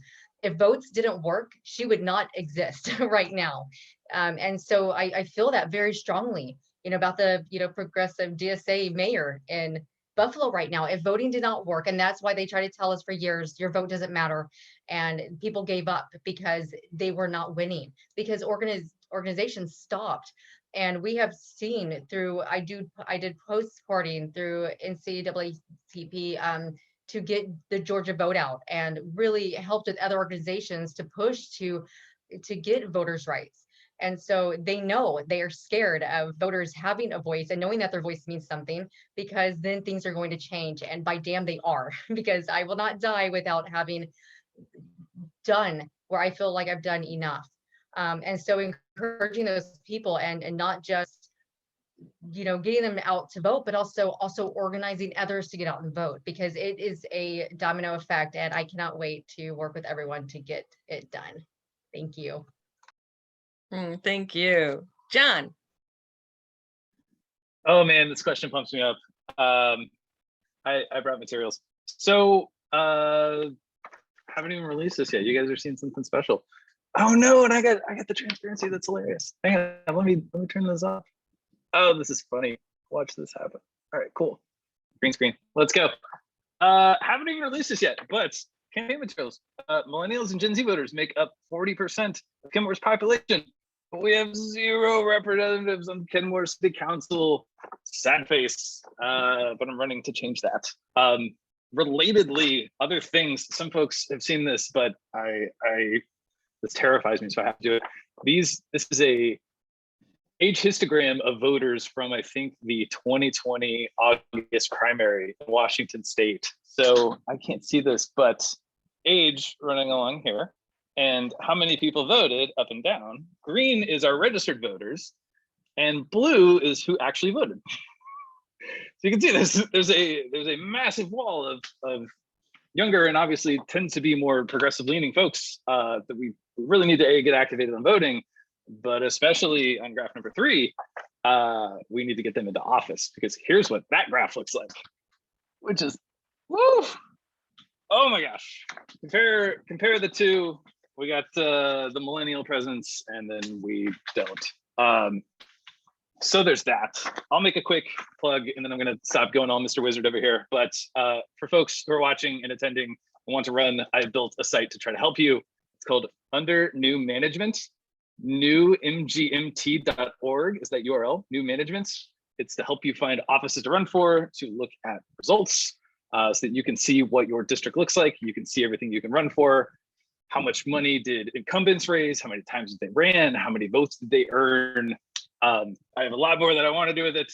I've hit pause on some of that to run for city council myself and get a little more embedded in the process. But everyone watching tonight, we need you on this site, and we need to pack the room the next time that we host one of these, because we need a fleet of candidates.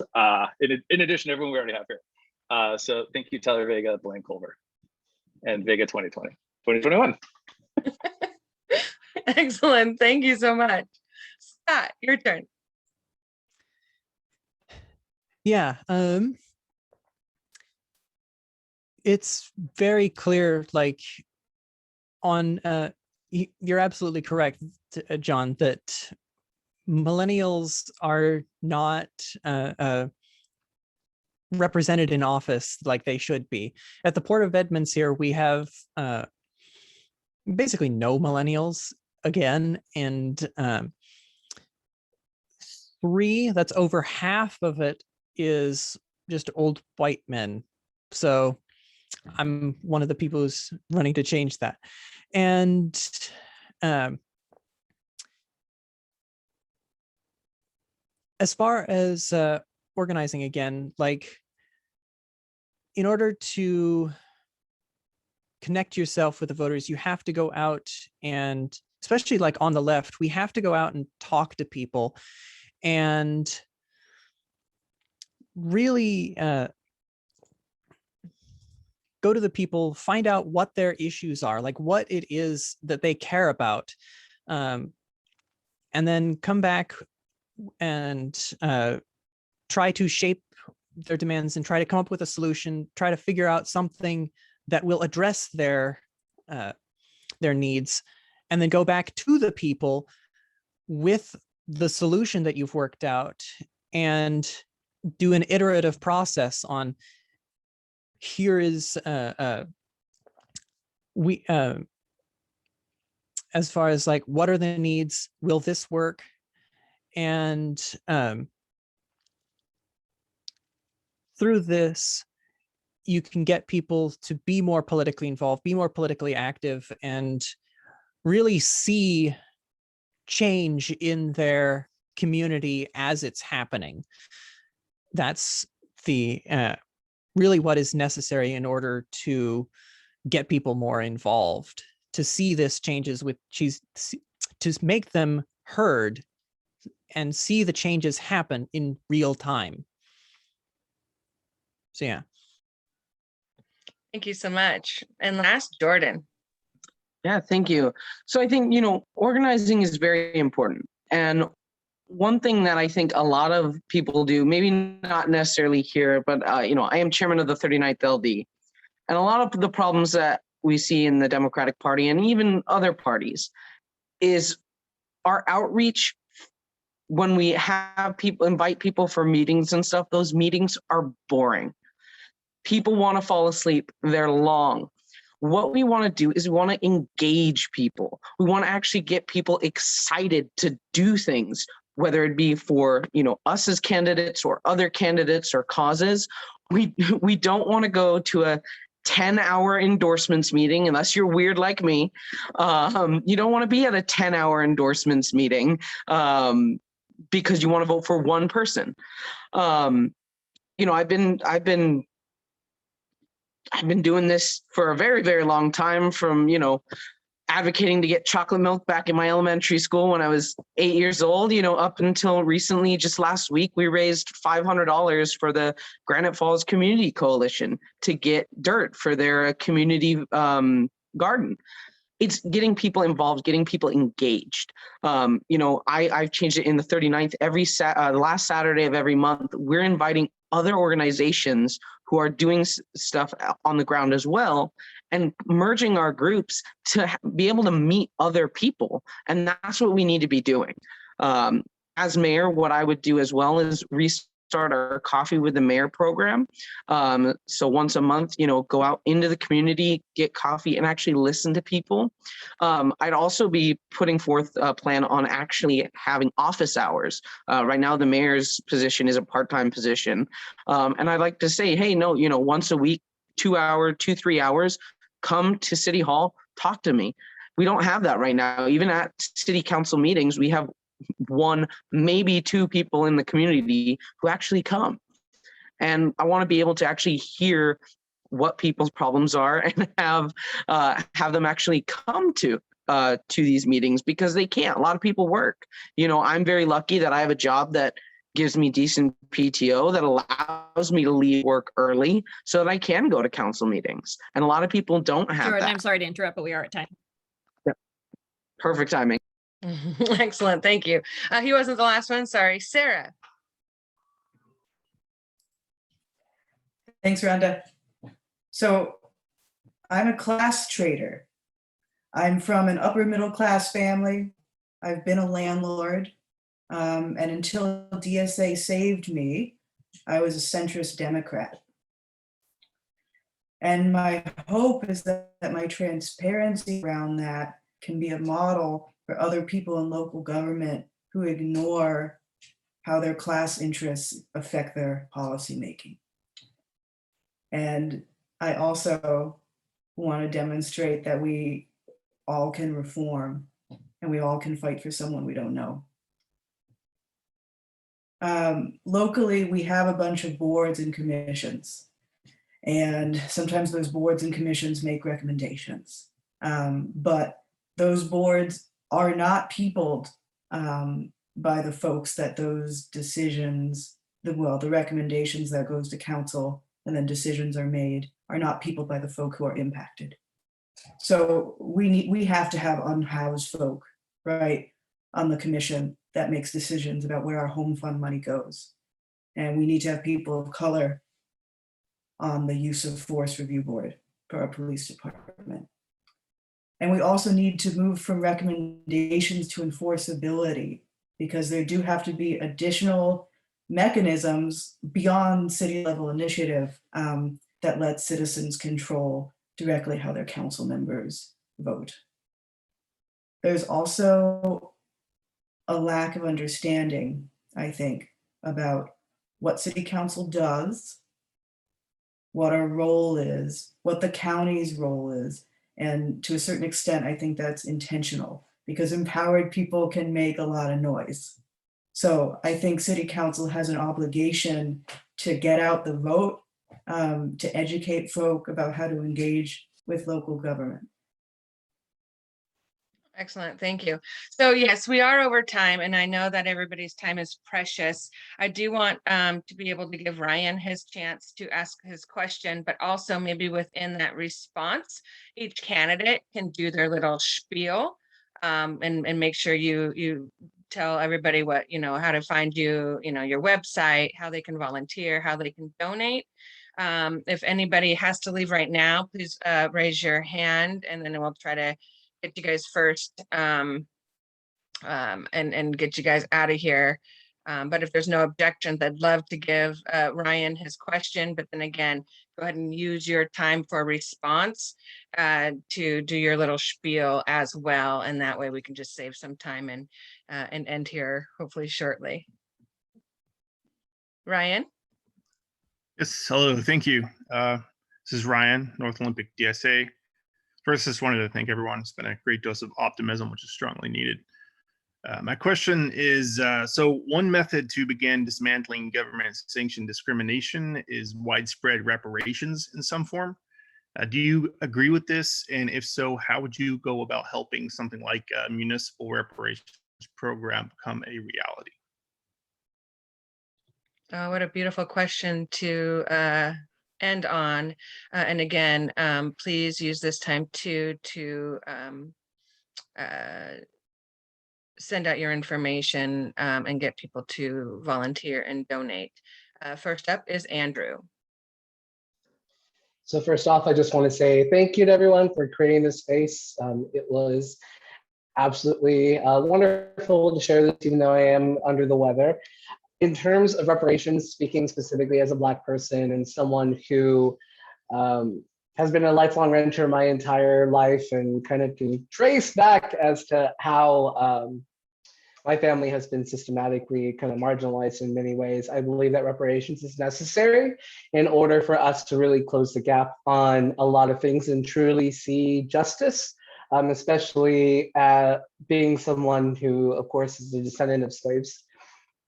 In terms of what that looks like at a municipal level, I think for myself, I'm much more focused about using the bully pulpit to harass Biden as often as possible. That's definitely going to be something where I'm even thinking I want to do a weekly letter and say, these are the things that you're screwing up on, and this is what you need to work on, and just have that be open. And I'm someone who's, again, not interested in being a lifelong politician. So we're going to use this capacity to really push our agenda forward. In terms of kind of wrapping up, I think what my campaign really shows is that there's really this great opportunity to bring in a leftist at a huge position of power. We have a strong mayor system in Seattle, and so that means even if we have 9 council members that support an idea, the mayor can simply choose not to spend the money and in that way block progress. And so right now, what we have just started dealing with is that a independent expenditure, so a corporate PAC, just allocated about $180,000 to one of my opponents. And so we are trying to raise as much money as possible. Our cap was just lifted. And so let everyone know that if they're interested in supporting a campaign and a candidate that is for housing for all, a Green New Deal, and defunding the police, to please donate to my campaign. It is agh4sea.com, and it's agh4sea at all social media. Thank you. Thank you so much, Andrew, for taking the time and joining us tonight. We really appreciate it. All right, Jamika, you're up. Yeah, so wow, sorry, I have a headache and I completely just spaced on the question. Reparations, there we go. It came back to me. Sorry about that. So yeah, I mean, I definitely support reparations. I think that one of the best ways to kind of support that from the mayor's office would be, again, we have we have a weak mayor system here. So, you know, as far as I know, the mayor has a lot of influence, and I intend to use that influence in a way to definitely push an agenda, and universal basic income or some type of guaranteed income, I think is a good way of starting to dole out some reparations. I would definitely love to just continue to be as outspoken as I am for reparations and restoration. There's just so much healing that needs to happen in this city and in the country, and it's just not being pushed for in a way that is authentic. It's very empty, it's very hollow, and the strides, you know, I think that we're in Tacoma, there's a pilot program starting with a local organization that's going to be doing a test pilot of a guaranteed income with a certain number of families. But I think we need to go bigger. I don't think you need to test if it works. Giving people money works. Giving people back what you stole works. So I don't think we need these test programs. I don't think we need to do these small little, studies on it. If you give me money, then I have money and I can make choices with that money that better my life. So, yeah, so, that's, I think, just kind of removing that idea, using my voice to help break apart that idea that I have any control over, that the city has any control over how you spend your money just because they gave it to you. It's not them giving you a gift, it's them giving you what you are owed. So that's my viewpoint on that. I do need to run, so I will say just again, I'm Jamika Scott. I am running for mayor of Tacoma. There are a lot of issues that I want to focus on, but some of my top priorities are public safety, reimagining what that looks like for the city, building a creative economy infrastructure, and focusing on making some changes that allow us to not be living on a ball of fire. So if you are interested in volunteering, donating, if you have any questions for me, if you want to schedule a time to chat, if you're a constituent or a fellow candidate, let's talk. I will pop my info there, and I just really appreciate the time, and I look forward to getting to know more about all of your organizations and each of you, as well as allowing you to get to know more about me. So thank you. I really appreciate you being here, Jamika. Would you mind just stating what your website is, just because not everybody's going to see the chat within here? So I haven't gotten my campaign site up just yet, just because running for mayor is not exactly what I planned to do just like 2 months ago even. So I'm working on that, but I do have a personal website. It's just jamikascott.com. You can find me on just about any social media platform at odamjam. And Jamika for mayor at Gmail is my email address. I don't have the hyperlink memorized, but if you email me or get in touch with me, if you are interested in donating, I can also get you that link. So thank you. I look forward to talking with you all some more. Oh, perfect. Thank you so much. And I love how people can find you. Thank you for taking your time and joining us tonight, Jamika. All right, Siabhon. Yeah, I'm all for I'm all for that. Sorry, I'm a little distracted. I'm all for also balancing our tax codes to ensure the wealthiest people pay their fair share of taxes. We could use that money for so much healthcare, reparations, and it's a no-brainer that if you give the people money, they're going to spend their money, and that will get the economy going. We also need to work on a capital gains tax that can also help fund that. And we needed to get direct cash into the hands of our people. So just to wrap it up here, my name is Siabhon Ayuso.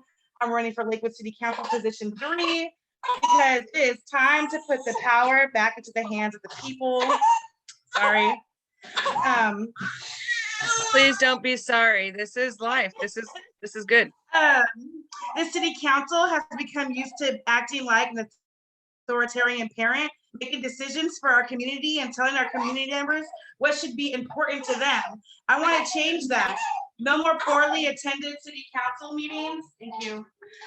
No more poorly attended city council meetings where the highlight of the meeting is a man dressed in a Trump Letterman jacket wheeling in a flat screen TV to play 3 minutes of Fox News as his testimony.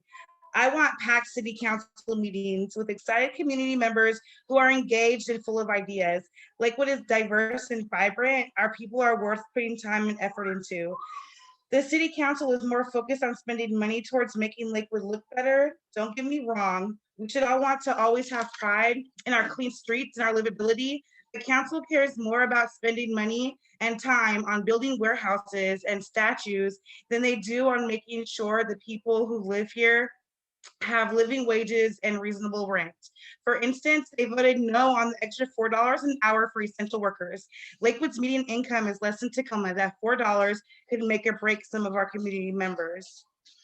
Lakewood needs a fresh outlook and innovative policies if we are going to come out of COVID stronger than ever. Some may say that what we need now is experience, but it's those same experienced members who approved to build warehouses and spaces where our most vulnerable people live, and also our endangered area oak trees are being torn out of our ground to build those warehouses. Those same experienced members have done nothing to enforce our police department to follow the law written in 2018 and give mandatory de-escalation trainings to all officers on the force. Again, these same experienced members didn't think essential workers deserved $4 more per hour during the pandemic. Lakewood doesn't need experienced council members that are out of touch. Lakewood needs people on the county who fully understand the pulse of the city and who have the people in mind when making policy. I grew up around here. I went to the swap meet that's no longer there with my grandmother. I care deeply about Lakewood and the people who live here. I'm running for city council to offer help, hope, and make sure we invest in the people of Lakewood. If you would like to look me up, I am on Facebook at Committee to Elect Siabhon Ayuso. I'm also on CrowdPack. I will put that link in the box, and you can email me at voteforayuso@gmail.com. Thank you so much for being here, or for letting me be here. Well, we thank you for joining us and taking the time out of your, all of you guys have busy schedules, so we appreciate your time as well. So thank you so much, Siabhon. Sarah, you're next. I support reparations, and I'm interested in what has happened in Evanston, Illinois, where they identified the historical epicenter of discrimination, which in that area is housing, and then gave out housing vouchers. But I also think we should just give people money. And locally, there's been a proposal about a 1% income tax, which would generate about $1.8 million a year for Olympia. And in the original proposal, it says, let's give that money to Olympians who make under $8,000 a year, who are living in poverty. But I also say, let's give that to people of color. Let's instead have that be reparations. And I'm Sarah DeStasio. I'm running for Olympia City Council, position 6. My website is Sarah with an H, FOR, for thecity.com. Also Instagram and Facebook, Sarah for the City. Please follow me. Please stay in touch. And I wish you luck with your races. Thank you so very much, Sarah. All right, Fee, you're next. Yes, hi. Like I said before, being a white woman, this is not my place to say or do. It's my place to advocate for and stand behind and fight for.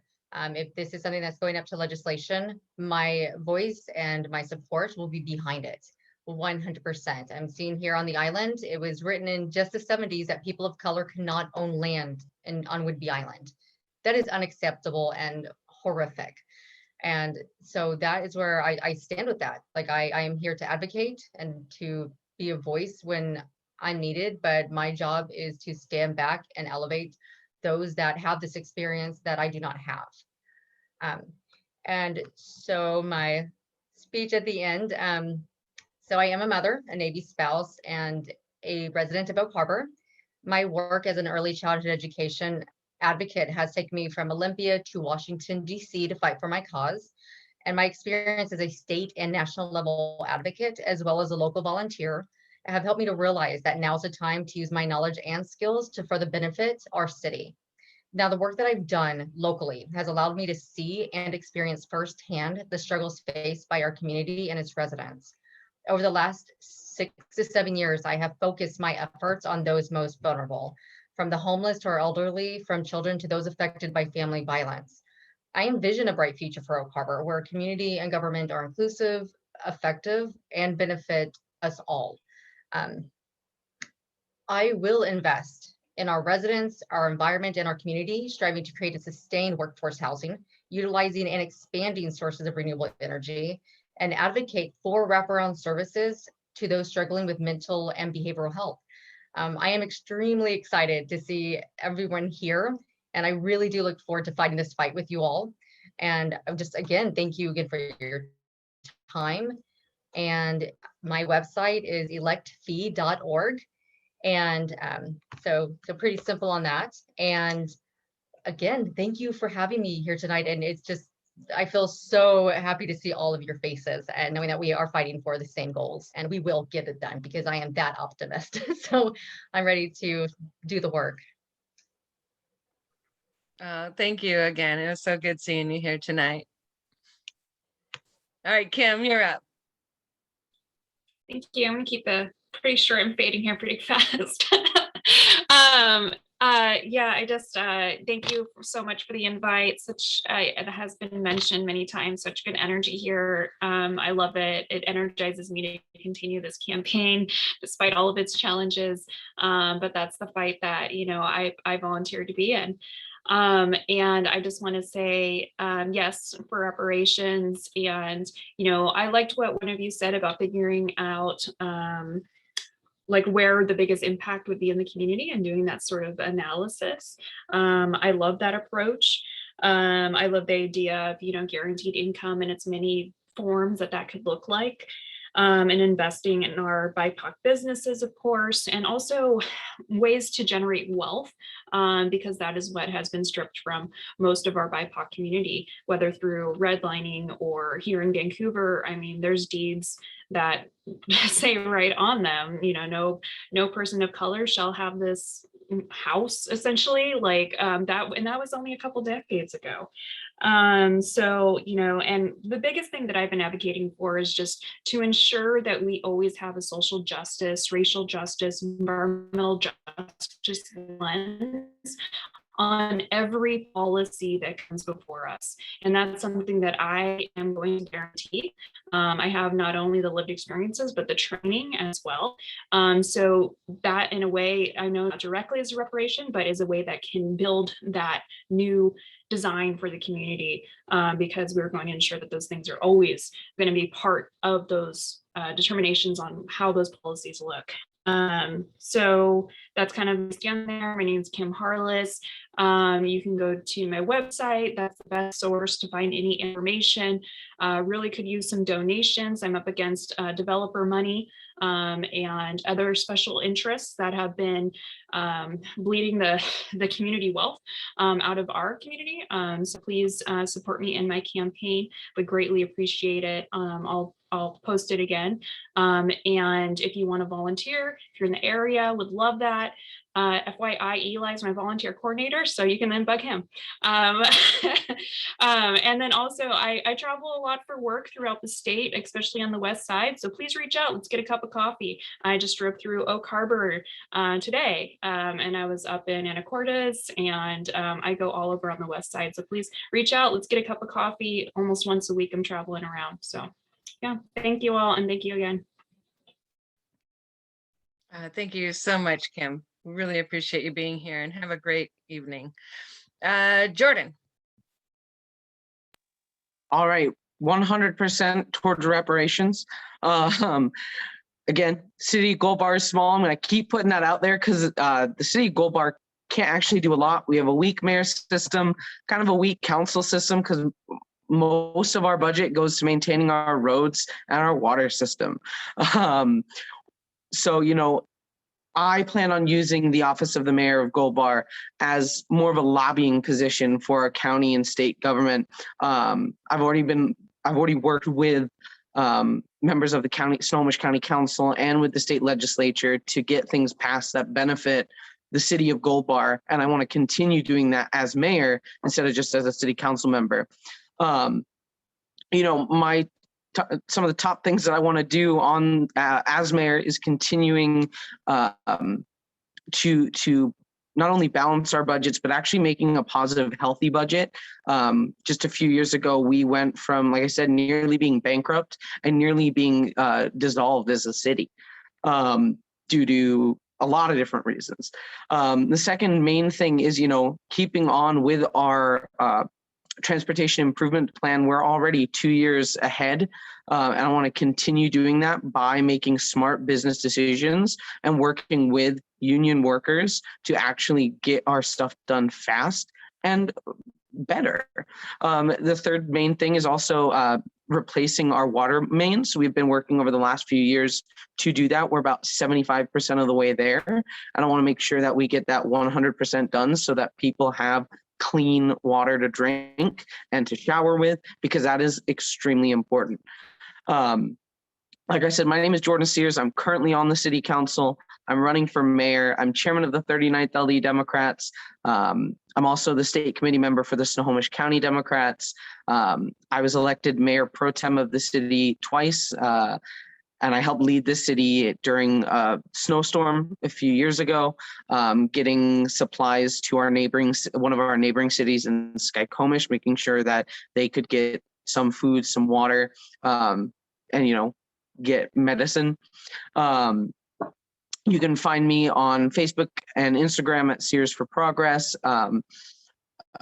My donation link is actblue.com/donate/Sears for Mayor.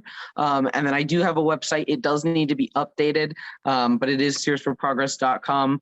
I don't know how to update it. So, you know, I'm working on reaching out and trying to fix it. But like I said, I'll put it back in there. Thank you so much for hosting this event. It's been wonderful. Thank you. So happy that you've joined us. All right, Scott, your turn. All right, thank you so much. So yeah, while, as you might imagine, Port Commissioner doesn't have much influence on the policies that would most impact the lives of marginalized communities, you know, I do still stand with my BIPOC brothers and sisters in solidarity, love, and respect, and I would do support affirmative action during hiring efforts, and I'm going to use my office to raise awareness and support of the Black Lives Matter movement. I do fully support reparations, and we should just give Black people money. But I'm also a fan of criticism and self-criticism, and I must say I am concerned about trying to do reparations on a local level for the same reason we have problems with funding schools on the local level. Further, it should be funded via progressive taxation, as we shouldn't be alienating poor white folks for the crimes of the uber wealthy. I'm for the speech portion, my name's Scott Marshall. I'm a candidate for the Port of Edmonds Commissioner at Large, position 5. I've lived in Edmonds for 30 years. I've assumed leadership roles in the Democratic Party and other activist organizations, including chair. And I want to preserve nature's beauty for future generations to enjoy. My top priorities are protecting the natural beauty of Edmonds, reducing the carbon footprint of the port, with particular interest in installing solar panels, and supporting labor rights. As a longtime environmental activist, I'm running to protect the crown jewel of Edmonds, our beaches and marina. I will fight not only to protect the Edmonds Marsh and for the daylighting of Willow Creek, but to make the port carbon negative, not just carbon neutral. And with a long history of environmentalism, anti-war, and labor activism, participating in a number of pickets, protests, and marches, and assuming leadership roles within the Democratic Party and other activist groups, I'm ready to take the next step in protecting our wonderful world. I hope I've earned your support, and if you live near South Snohomish County, please sign up to volunteer on the website. electscottmarshall.com, or reach out to me directly at elect.scott.marshall@gmail.com. especially if you can do graphic design. But yeah, thank you all so much for letting me join you tonight. Thank you so much, Scott. All right, John.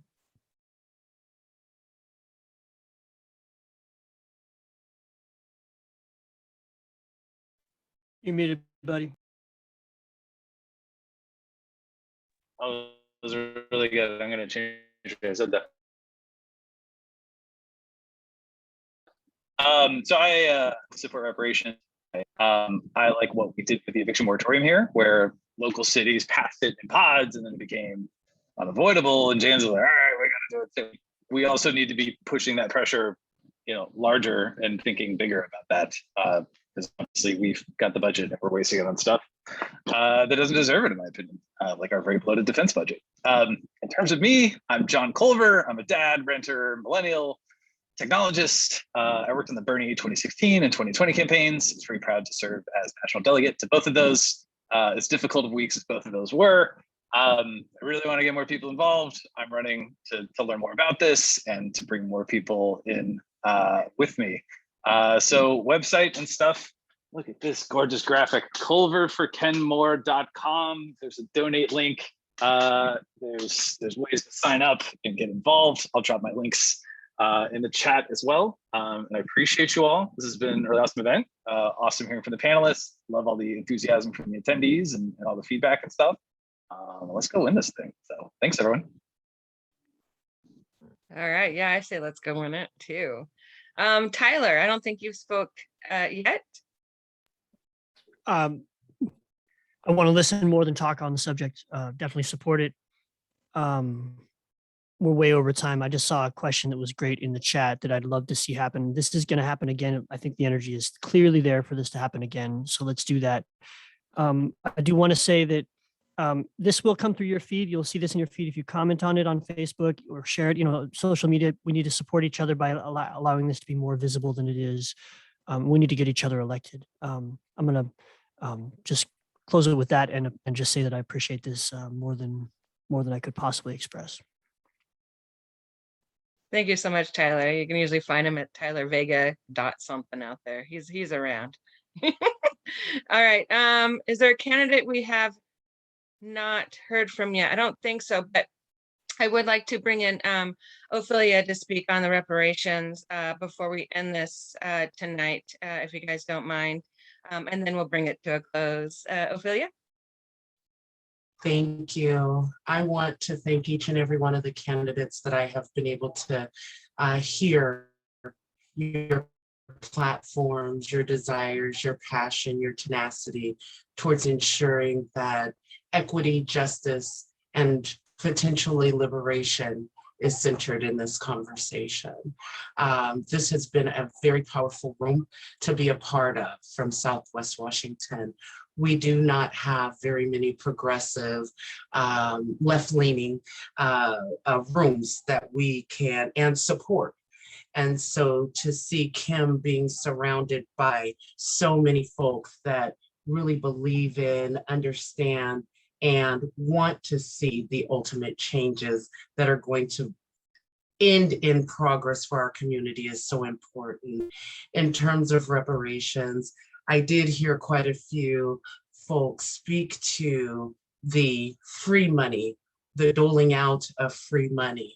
I want us to always be reminded in these moments, if COVID has taught us nothing, it has taught us that we do not operate from a base of limited resources in the United States and across this world. The resources are there. Reparations is not free money for our Black community. Reparations was earned through labor, 400 years of labor, 400 years of trauma, and then moving into an additional 200 or so years of residual trauma that our communities are still pulling ourselves up from. I also want to say that reparations represents more than just economic wealth. It is about social wealth. It's about building capacity around political wealth The things that y'all are doing are amazing. Sitting up Fee as an ally in the work and understanding that role. Siabhon, I apologize if I'm saying your name incorrectly, but coming in as a woman of color with her baby nonetheless, trying to apologize to us for being a mother. Thank you, honey, for the work and the inspiration that you're giving me down here in Southwest Washington. Okay, I just really wanted to answer, just contextualize what reparations means within our Black community and also Indigenous. When we say giving back land, let's make sure that we say we're giving stolen land to the people who toiled this land, sowed this land, reaped from this land, took care of this land decades before our bodies were either migrated or were sold into slavery to come here and build upon this land. And so I just wanted to end our conversation in our truth, steeped in hope and inspiration and a little bit of learning tonight. Thank y'all. Thank you. I really appreciate you being able to make it in. I can hear you talk forever. So I appreciate that. I want to thank everybody again for their time. I know we went over and so I appreciate everybody's extra oomph. And yes, we will do this again. So please keep your eyes out for the next one. And I guess we'll say good night, as hard as that is to do right now. Good night, everybody. This was awesome. Great meeting you all. And everyone, thank you so much. Oh yeah, everybody. We'll get to know each other much better. We do need each other. So thank you all. The live stream is done, so this is all behind the scenes now, so you're good. Oh, there goes Tyler. Give him an inch. I can get my beer. Your energy, Tyler, is awesome. I love it. You too, John. Thank you, Rhonda. I'm so sorry I was late, Rhonda. You know I've been sick, but I enjoyed. I'll take you anytime I can get you. Good So night. it don't matter. All of y'all. It really is. You know, it's all of us. And Siabhon, I love seeing you with your baby. This is real life, and we can't hide real life. We need real people representing us. So just thank you guys so much. And I can't wait to build upon this. And Rebecca, your behind the scenes action, she is on it with getting the invites and everything out. And it's been an honor to hang this 3 hours with you all. So let's do it again for 6. It's a little overtime, but I'll do it again. Beautiful. Good night, y'all. Have a good night, everybody.